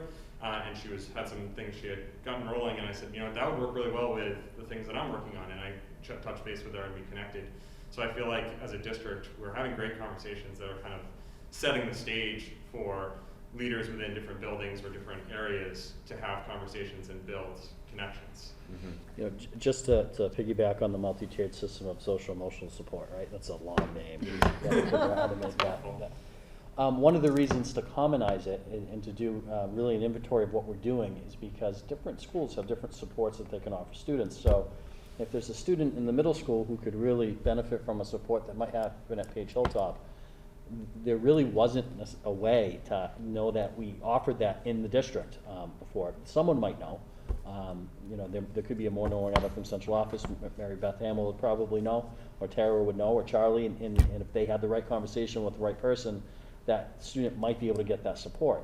But if they didn't, they wouldn't. So when we commonize it, we put it all in one spot, and can say, oh, we need that. Can we get this person over here to either train staff to be able to provide the same support at a different school, or even the person to come over to do it? That's one benefit. The other thing that we're doing, and this is not a surprise to Fred or Beth, we're gonna look at having a common schedule, like very similar schedules in the 2 elementary schools next year. One of the frustrations that we're having this year is trying to get grade level teams to be able to have professional development at the same time. When you have 2 very different schedules at elementary schools, that makes it extremely difficult to do. So if they're watching, and I hope they're not, they may be cringing, but we will be working at that. And they're the only 2 schools, same level schools, so the middle school and the high school have the luxury of not having to align to anyone else. So I just want to comment, the presentation was excellent, plan is excellent. I'm really excited to hear about what you're doing at the middle school this year, both of you, so thank you for that. One of the questions that I do have is there time at all for middle school teachers to be meeting with high school teachers and having any kind of, like, you know, on a subject level basis? Is there any opportunity for them to get together to have any kind of conversations about things the middle school's teaching that high school's going to expect, or, you know, that maybe their high school teachers are seeing that they'd like to see something different happen in the middle, you know, those types of, do they have that opportunity, or will we? Vertical alignment. Yeah. The structure that we currently have with our curriculum leaders, so we have at the secondary level, we have discipline-specific curriculum leaders. So, for example, there's a middle school science curriculum leader and a high school science curriculum leader. And that happens for every discipline. Yep. Those leaders meet with me every 2 months to kind of do like a training orientation about kind of facilitating meetings, talking about leadership, curriculum organization, vertical alignment, and so on. And as part of that process, they then plan their meetings for those next 2 months. But the science curriculum leader from the middle school and the science curriculum leader from the high school can use that time to collaborate, to talk about what they're doing, how they're addressing kind of a similar concept. And then more importantly, there's the flexibility built in so that they can actually hold that as a vertical team meeting. Okay. Does it happen all the time? Over these past 2 years, it hasn't happened as much. Yeah. I think prior to that, we actually had it happening a little bit more frequently. So there is time that's built in, because we still have our every third Thursday each month is curriculum meeting time. So there's a 90-minute block of time for teachers to meet during those meetings. And those are largely being conducted virtually across the district. So if we did a vertical meeting to save time, we would do that as a virtual meeting. Yeah. It's incredibly important work Yeah. to do. It's more difficult than ever to do it because of how widespread the needs are and the different needs of students. So horizontal alignment is tough now because students are all over the place. So that vertical alignment is difficult to do. So when you had asked earlier, what do we need? We need time. like we need, it's more important than ever to have teams of teachers doing this type of work. And not only that, but to common plan together as a grade level or a subject level so that we can be on the same place, because our curriculum guides, because of prerequisite skills that aren't there, the pacing is off. So this type of work needs to happen so that we can move our students forward in a very planned and strategic way. And we are struggling with having time to get that done. Yeah. It's difficult. Anybody else?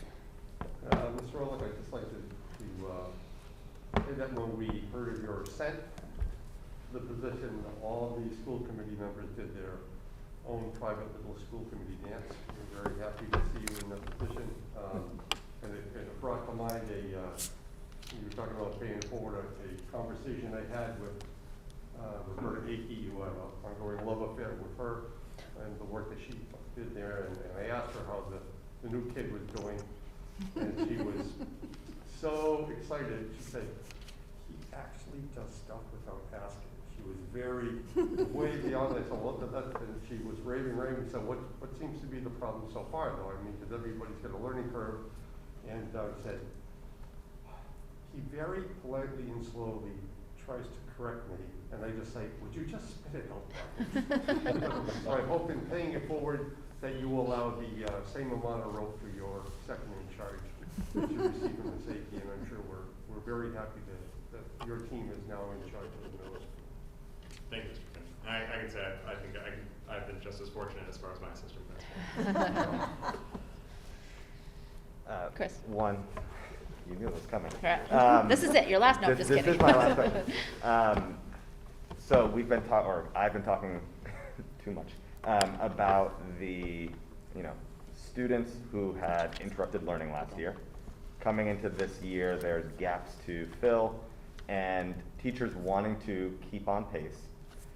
And, iReady is great, and I would expect when Ed Reports finishes their assessment evaluation, there'll be sort of green checks across the board. How have teachers come to the iReady assessment this year?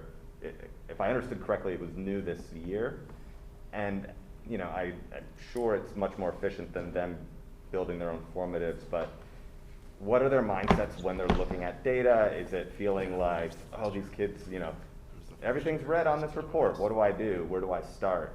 I'm curious just what their experience has been so far with a new assessment in a difficult year. Yeah, so we chose to adopt the iReady last year. Last year was a pilot year. Before that, we were using STAR Math, STAR Reading, which was a similar assessment, but we were concerned about whether the results were indicative of how actually students were progressing. So that's why we chose to pick up iReady. I think the feedback we've received, last year was an interesting year to be trying it. There was a bit of a learning curve as far as, like I said, implementation of giving the assessment and getting meaningful results back. Whether or not that was because it was the first year or because it was during a pandemic, it's hard to say. But I can say that the way we've done it this year, having learned things from last year, they're saying that they feel like they really got meaningful data out of it.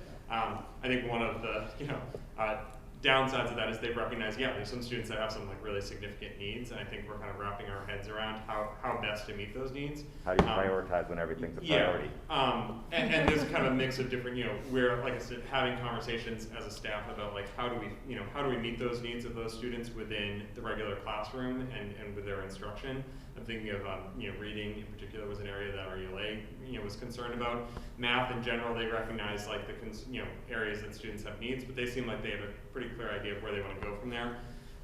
With reading, we have additional resources that we brought in. So we did bring in a reading interventionist, and they're using that data to really, for students that they feel like they can't meet the need, their student is so far behind they need substantial help. We're doing that and providing intervention for those students.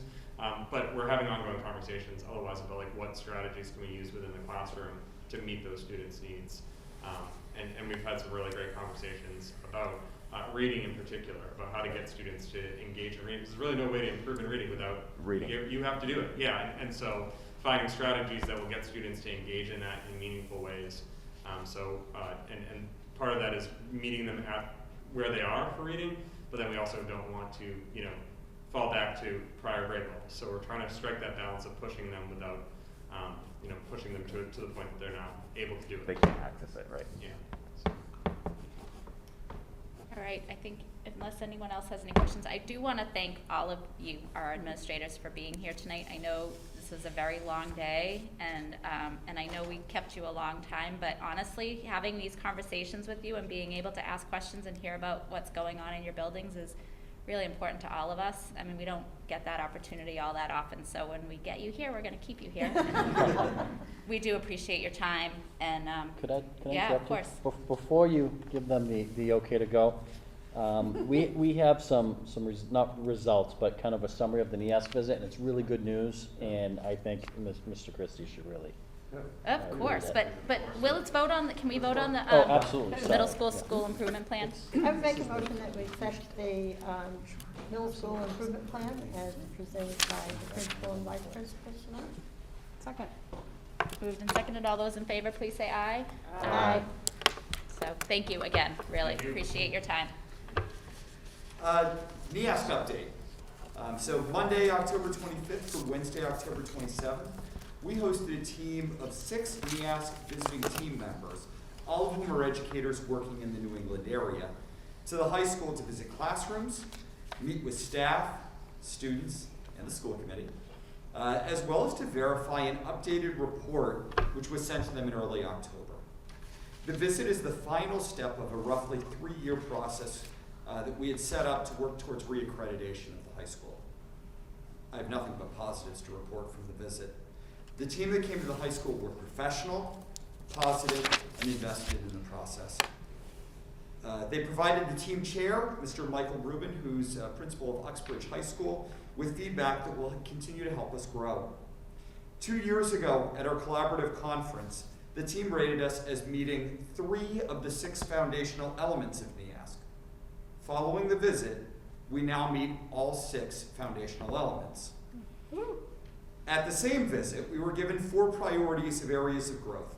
One of those was to create and adopt a vision of the graduate.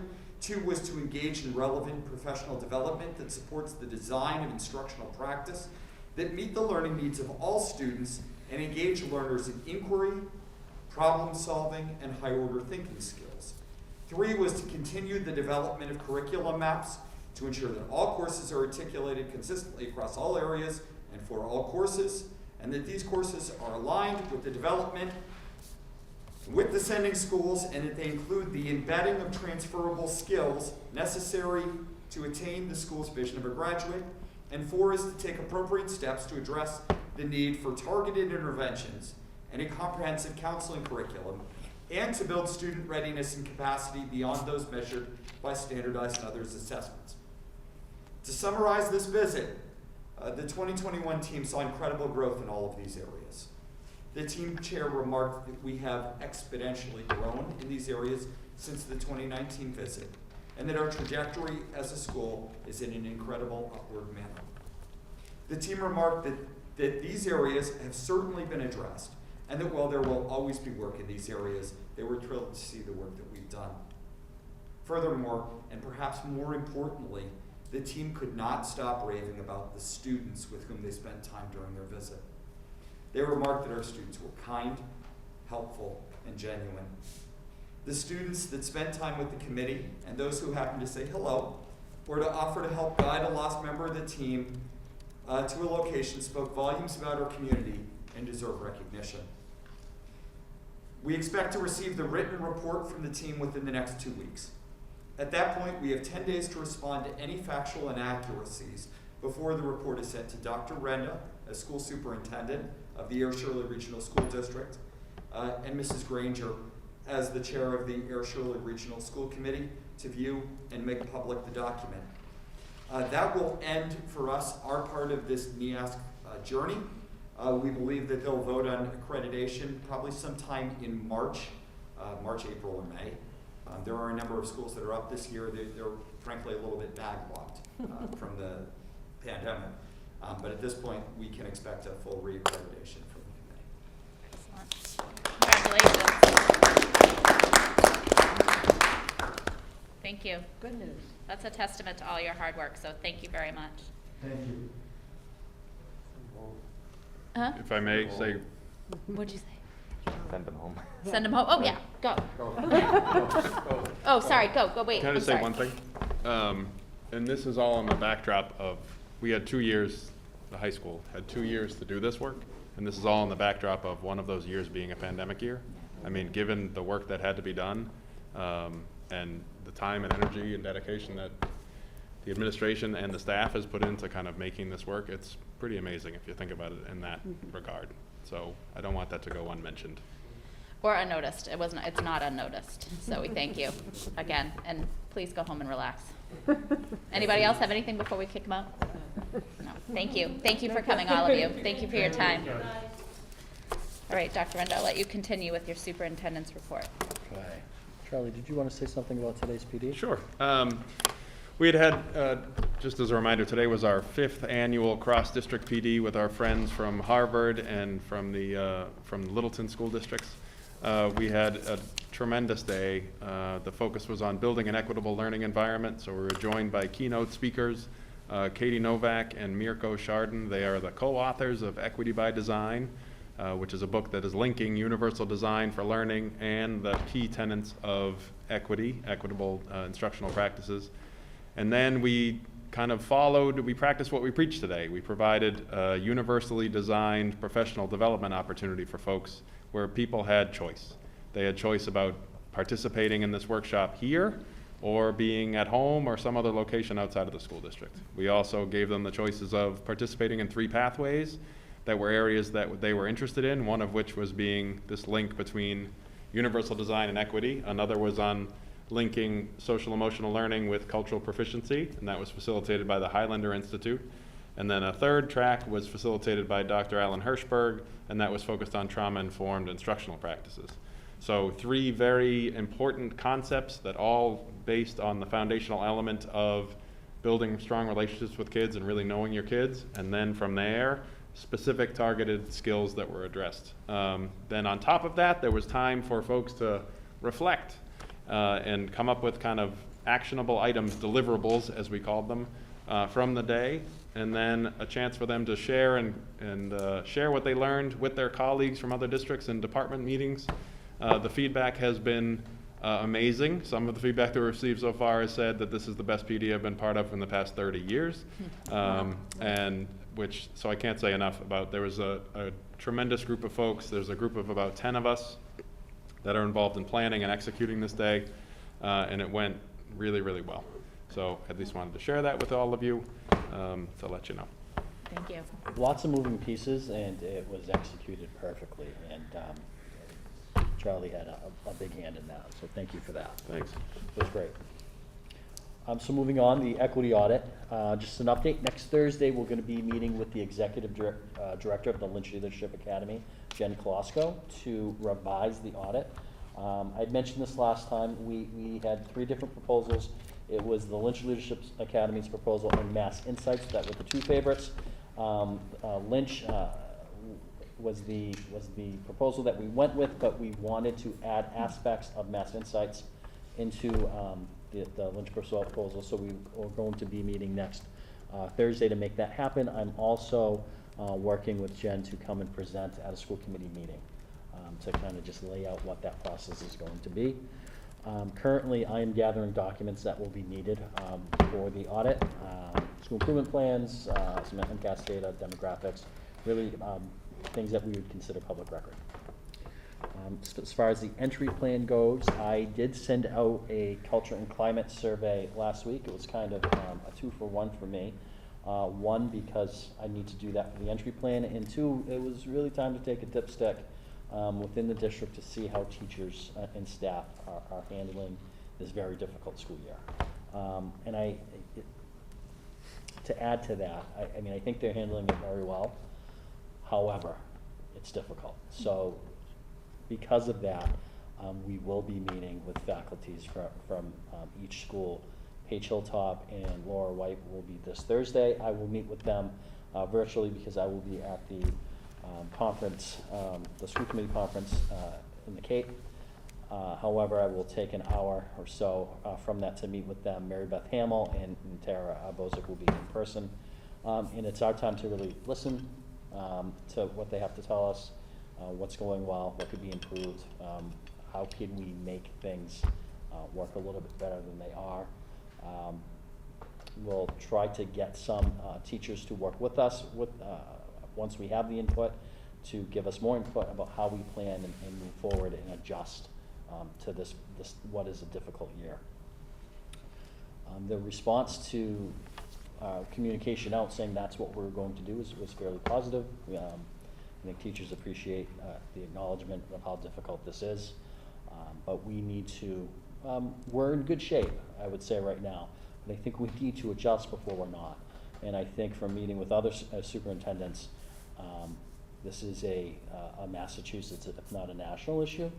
And I think if what we're going to see is districts who aren't making the decision to listen to teachers and adjust appropriately so that we can do what's best for kids, we're going to see those districts struggling. So we're trying to be proactive and ahead of this.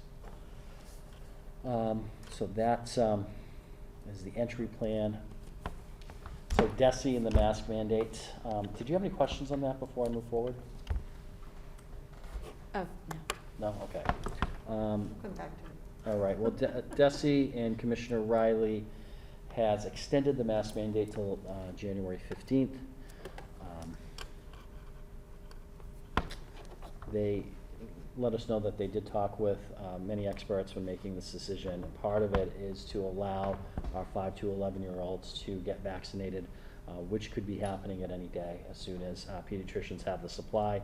Right now, there is not a plan to have schools or towns host vaccination clinics. However, if that changes, we will certainly look to do that for both of our communities. The following mask requirements remain in effect. Public school students ages 5 and older in all grades and all staff are required to wear masks indoors in schools, except when eating, drinking, or during mask breaks. All visitors are expected to wear masks in school buildings regardless of vaccination status. Masks are not required outdoors. It is strongly recommended that students younger than 5 also wear masks in school. Our preschool students are currently wearing masks when appropriate. And students and staff who cannot wear a mask for medical reasons and students who cannot wear a mask for behavioral reasons are exempt from this requirement. And there are some students in the school district that are exempt. Our vaccination rates at the high school and middle school have not changed since the last meeting. It's 64.5% at the high school and lower at the middle school at 44.5%. We expect the middle school number to rise with allowing 11-year-olds to receive the vaccination. And the infection rate per 100,000 in air has dropped to 18.5, and in Shirley it has also dropped to 11.7. And that is all for the superintendent's report. Great. Anybody has any questions here? Okay. Oh, Joyce, I'm sorry. So, you know, we throw this all the time, and of course the emphasis is on the kids. My own observation, dealing with quite a wide range of public, is that I'm seeing more depression now than I think, and sometimes deeper than what I observed all last year. And this is affecting all of us, and it's affecting whether you're a teacher or a car mechanic, it doesn't matter. And so while we need to focus on the kids, of course, because that's what we do, there has to be some focus for the staff along these lines to let them recover, I guess might be the best word. Yeah, I agree. I think I shared a statistic in the last school committee meeting. About 80% of kids are exhibiting symptoms of PTSD. Mm-hmm. And I don't know if you've heard of the term compassion fatigue. I think the educators in the room do. So compassion fatigue basically, I'll sum it up very quickly, says that working with students who have experienced trauma is a traumatic event, right? So 80% of our students, if not more, have experienced a traumatic event being in this pandemic, which they're bringing this with them. And they are into school every day, and they are looking for the adults and the teachers that they trust to help them with this, and that is traumatic. Our teachers are doing a tremendous job, but we need to figure out how to help them to continue to do a good job, because it is feeling like March. People are tired, they're burnt out. In the paper. Yeah, and it's you know, it's completely understandable, and I think part of it is we need to reteach students how to socialize. I mean, this was an issue before the pandemic with technology. I mean, kids are in their phones. Any of us could see kids standing in a group at the movies, texting each other when they're 3 feet away. The pandemic has made this worse, so you see some of the issues that other local high schools are having that we are not, luckily, is part of that. We need to reteach how to interact with each other. The self-regulation, and even probably more importantly, is co-regulation. You know, when someone is upset, being around someone who is very calm helps them regulate. And I think because students are tending at times to be more alone because of the past year and a half, that is more difficult. So we need to figure out what's best for kids and do that. But sometimes what's best for kids is doing what's best for teachers, so that they have the cognitive bandwidth to do that on a daily basis. And they're doing it right now, and they're doing it quite well. And we want to make sure that continues to happen, so we are trying to figure out exactly what type of support that we can give them so that they will make it to the 180th day.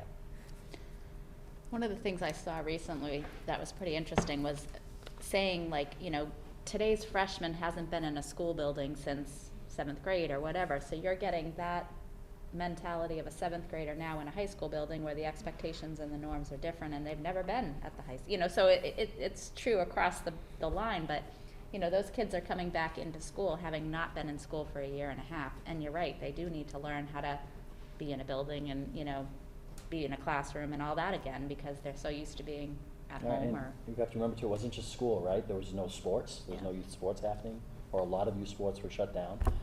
So those rules and that bargaining that they learned during that wasn't happening. And, you know, you mentioned 9th grade and 7th grade, and I think a lot of people would say that 9th grade and 7th grade are two of the toughest grades to teach, right? Yeah. That's like, these are like super freshmen right now, right? And not in a great way. Yeah, so we're feeling it, and teachers are feeling it, but they're doing a great job. We just want to continue to make sure that happens. Yeah, and this may not be the appropriate time to even discuss this, but I just want to throw it out there that, you know, our high school has had an enormous success, and I hope we're going to do something to celebrate that for the staff.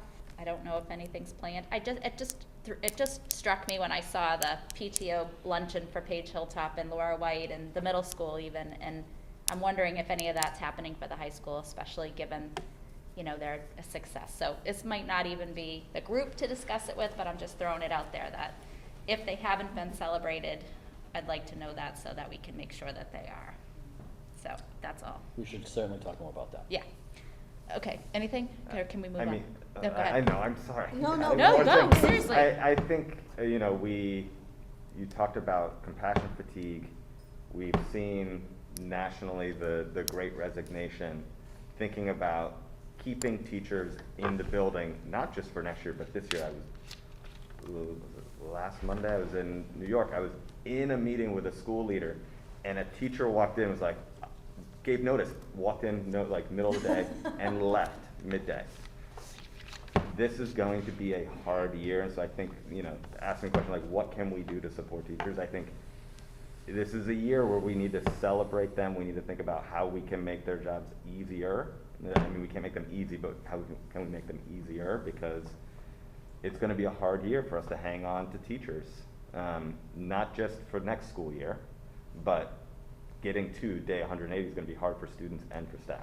Yeah, and I think that's why you meeting with them proactively is really a good idea to have those conversations and you know, let them be heard and then create some steps that we can do. They're gonna have suggestions on what we can do, and they're in the trenches.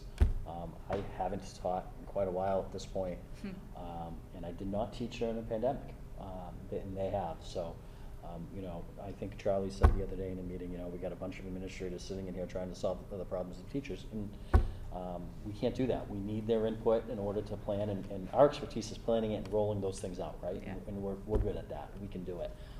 But we need them to tell us what they need, right? Like, what do you need? Or what do you want from? Well, and I think you guys could pinpoint it, but it'll mean more if they've been able to have some say in it. Yeah, and it will be a better plan if they have say in it. Right. Absolutely. Yeah. And, you know, and to go back to your point, that's on top of a national teacher shortage as Right. is. Before the pandemic, there was Right, a teacher shortage. teachers didn't come into, you know, Yeah. you lost teachers last year, so, I mean, you're already short-staffed, there isn't a talent pool. And, you know, it's gonna be tough to hang on and find new teachers. Yeah, and we're having trouble finding paraprofessionals and substitutes. So parents, if you're watching and you're interested in subbing, there's posting on School Spring, please apply. We're great to work with. Anyone in the community, not just parents, volunteers, we'll take you at this point. Great. All right, anybody else? I don't want to shut anybody down. So if anyone has anything else, please speak now. Nope, okay.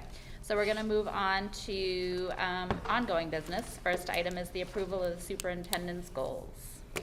So I made a couple of changes. One was on the first goal, where I had a number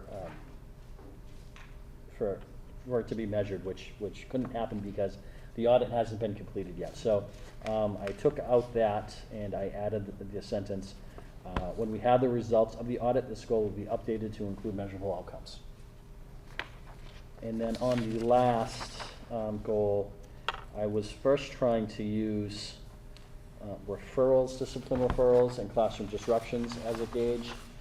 That's difficult because we're not universally using a discipline incident report procedure, such as we would hope in a student information system. So I changed that by a decrease in suspensions, which is easily tracked, and failure rates, which will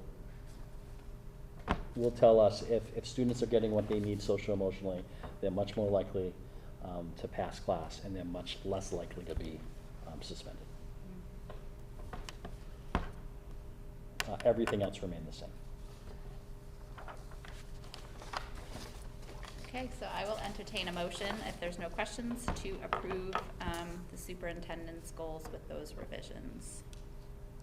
I'd make a motion to approve Dr. Rinda's goals for this coming year. Second. Moved and seconded. All those in favor, please say aye. Aye. Any opposed? All right, so, thank you. We'll move on to Mr. Plunkett, an update on the Page Hilltop Boiler project. Thank you, Michelle. Finally getting down to the end here. The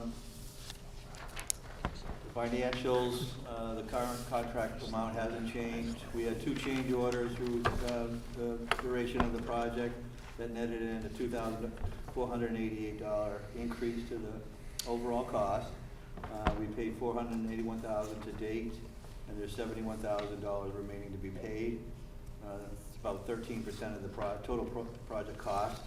And we anticipate we're going to hold off paying now until all the operation is verified and all the punch list items are taken care of. The boilers started up on October 15th, but we continued work on the control valves as they arrived on the 15th and had to be cut into the plumbing of each of those unit ventilators. So I want to thank all the teachers in the 2nd and 3rd grade wing of Page Hilltop with everything else that's going on. They had to put up with us being in their rooms most mornings before they came in. A lot of them start early, so we were in there with them, and then working at night. It wasn't the most ultimate setup, but we got through it. And they were actually, the plumbers were here today doing the final balancing and programming for the system. The balancing is actually checking the dampers and the blowers for the force of air that comes in and out. The fresh air has to reach a certain level now with the new regulations for buildings. So it was pretty impressive seeing that being done, and there's a lot of fresh air going into those areas now, which is good to see. So they'll probably continue into tomorrow on the balancing. They didn't complete it today. And we're going to be walking through the punch list with our engineer and Bob Briggs and myself. And we will make final payment, like I said earlier, following completion of the punch list and operation of the system. Also found out today that we may be eligible for 2 rebates for the boilers because of their efficiency. So I sent in the application today, and we hope to hear back within about a week if we're eligible for those rebates. It could be up to $10,000 per boiler, so Great. significant. Yeah, So it's good news. good. Joyce?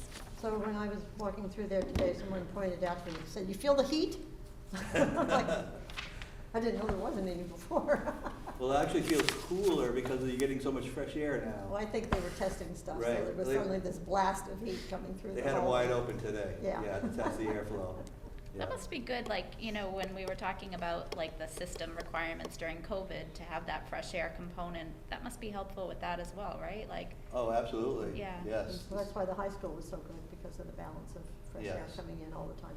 Yeah, it's required now in all new systems that go into schools and buildings throughout the Commonwealth. They have to meet a certain fresh air exchange as part of that HVAC, so. We've got it in the second and third grade wings now. There you go. Anybody else, any questions for Bill?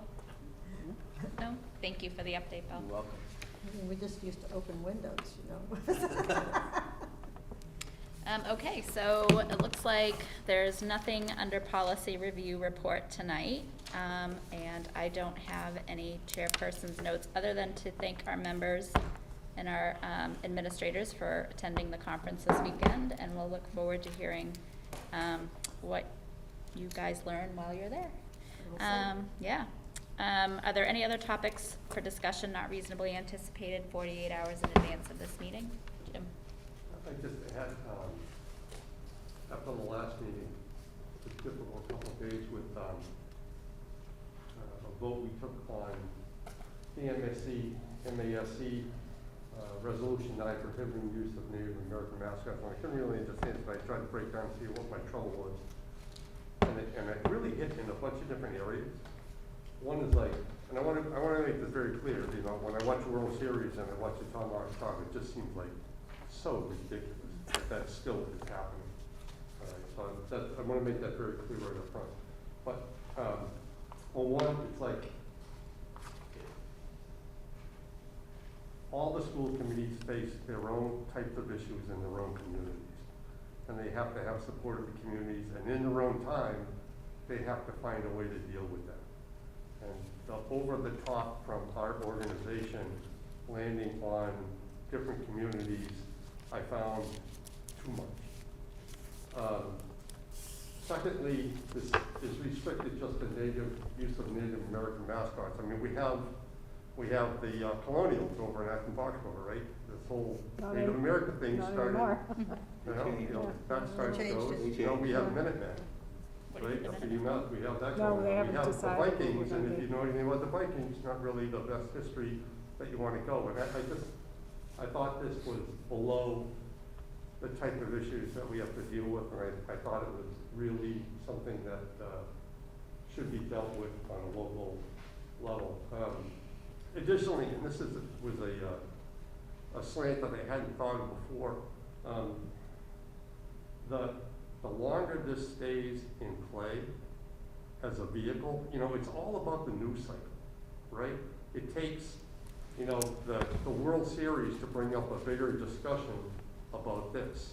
You know, it takes some woman getting killed on a cross-country trip by her boyfriend to find out that there's thousands of missing Native American women all throughout the Southwest, and nobody does anything about it. You know, there's rampant drug and alcohol abuse. There's all these educational things, and the longer that the struggle goes on, the more some of those issues stay in the forefront.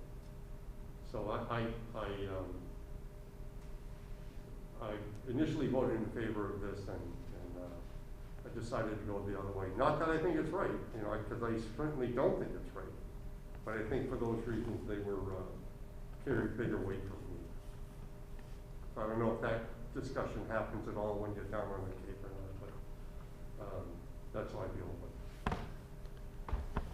Thank you, Jim. Oh, sorry, go ahead. That's okay. Jim, so help me understand exactly, because I'm going to say what I'm hearing, but I think I'm missing something. Okay? So what you're saying is that you're, you know, after going home and weighing it over, that you feel that this is something at a local level. You feel that individual schools should be dealing with this as opposed to a national issue. I just want to make sure I'm understanding you. Their communities have to deal with this issue. I think having us try to leverage the legislature to do it is a poor approach. I think they have to deal with it, and eventually, you know, they have to face it. They face it all the time, and I think it's theirs to face.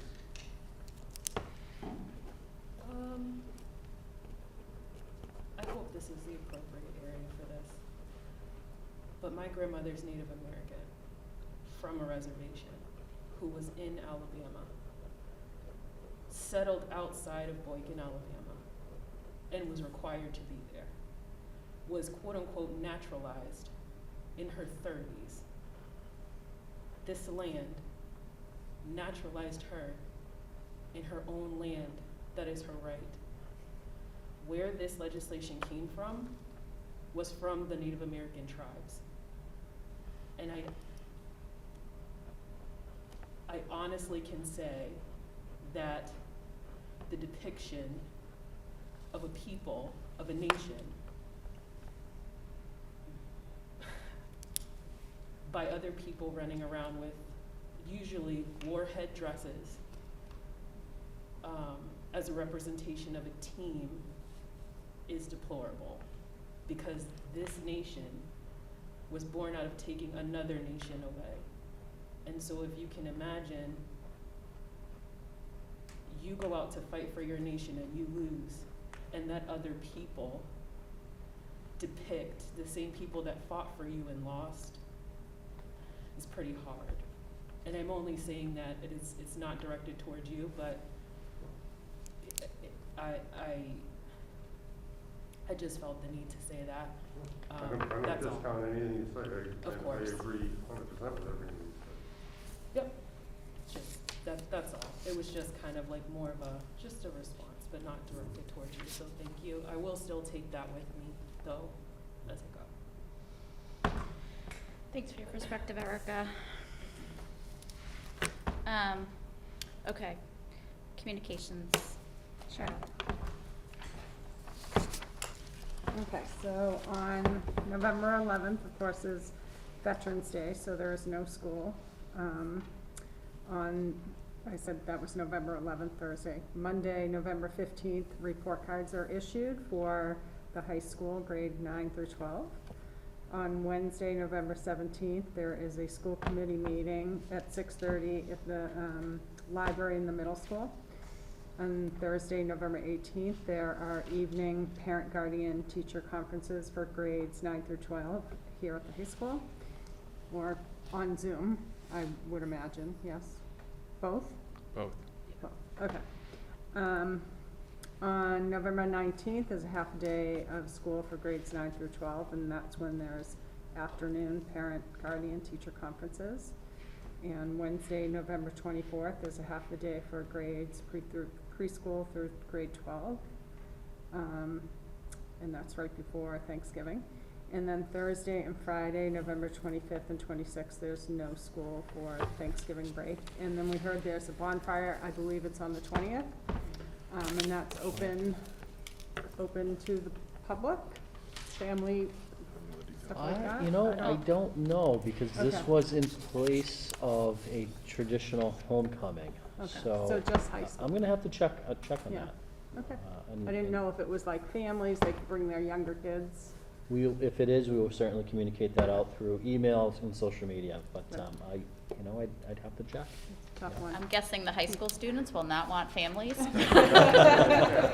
don't see how that's gonna work. Yeah, I don't think that. True. Just told me tonight, so. What? Yeah, you didn't even know that, right? More to come on that, but No, I'm you guessing don't. if, Come on. I'm guessing if it's a high school event, they might want it to be a high school event, even though I might just skulk back over Well, there and yeah. see what's going on. Even the homecoming, there were some of us that would sneak in to take pictures. Because I would say when we did our bonfires, it was just us. It was just our Just you. class. Yeah. Okay, all I right. I think it's the nosy parents in me that wants to, we'll have a little I would say crew school around. committee can go to any school function that they I think it's a choose. rule. I think it's a definite rule. So If it's not, we're making it one. All Anyway, right, scratch that, just high school kids.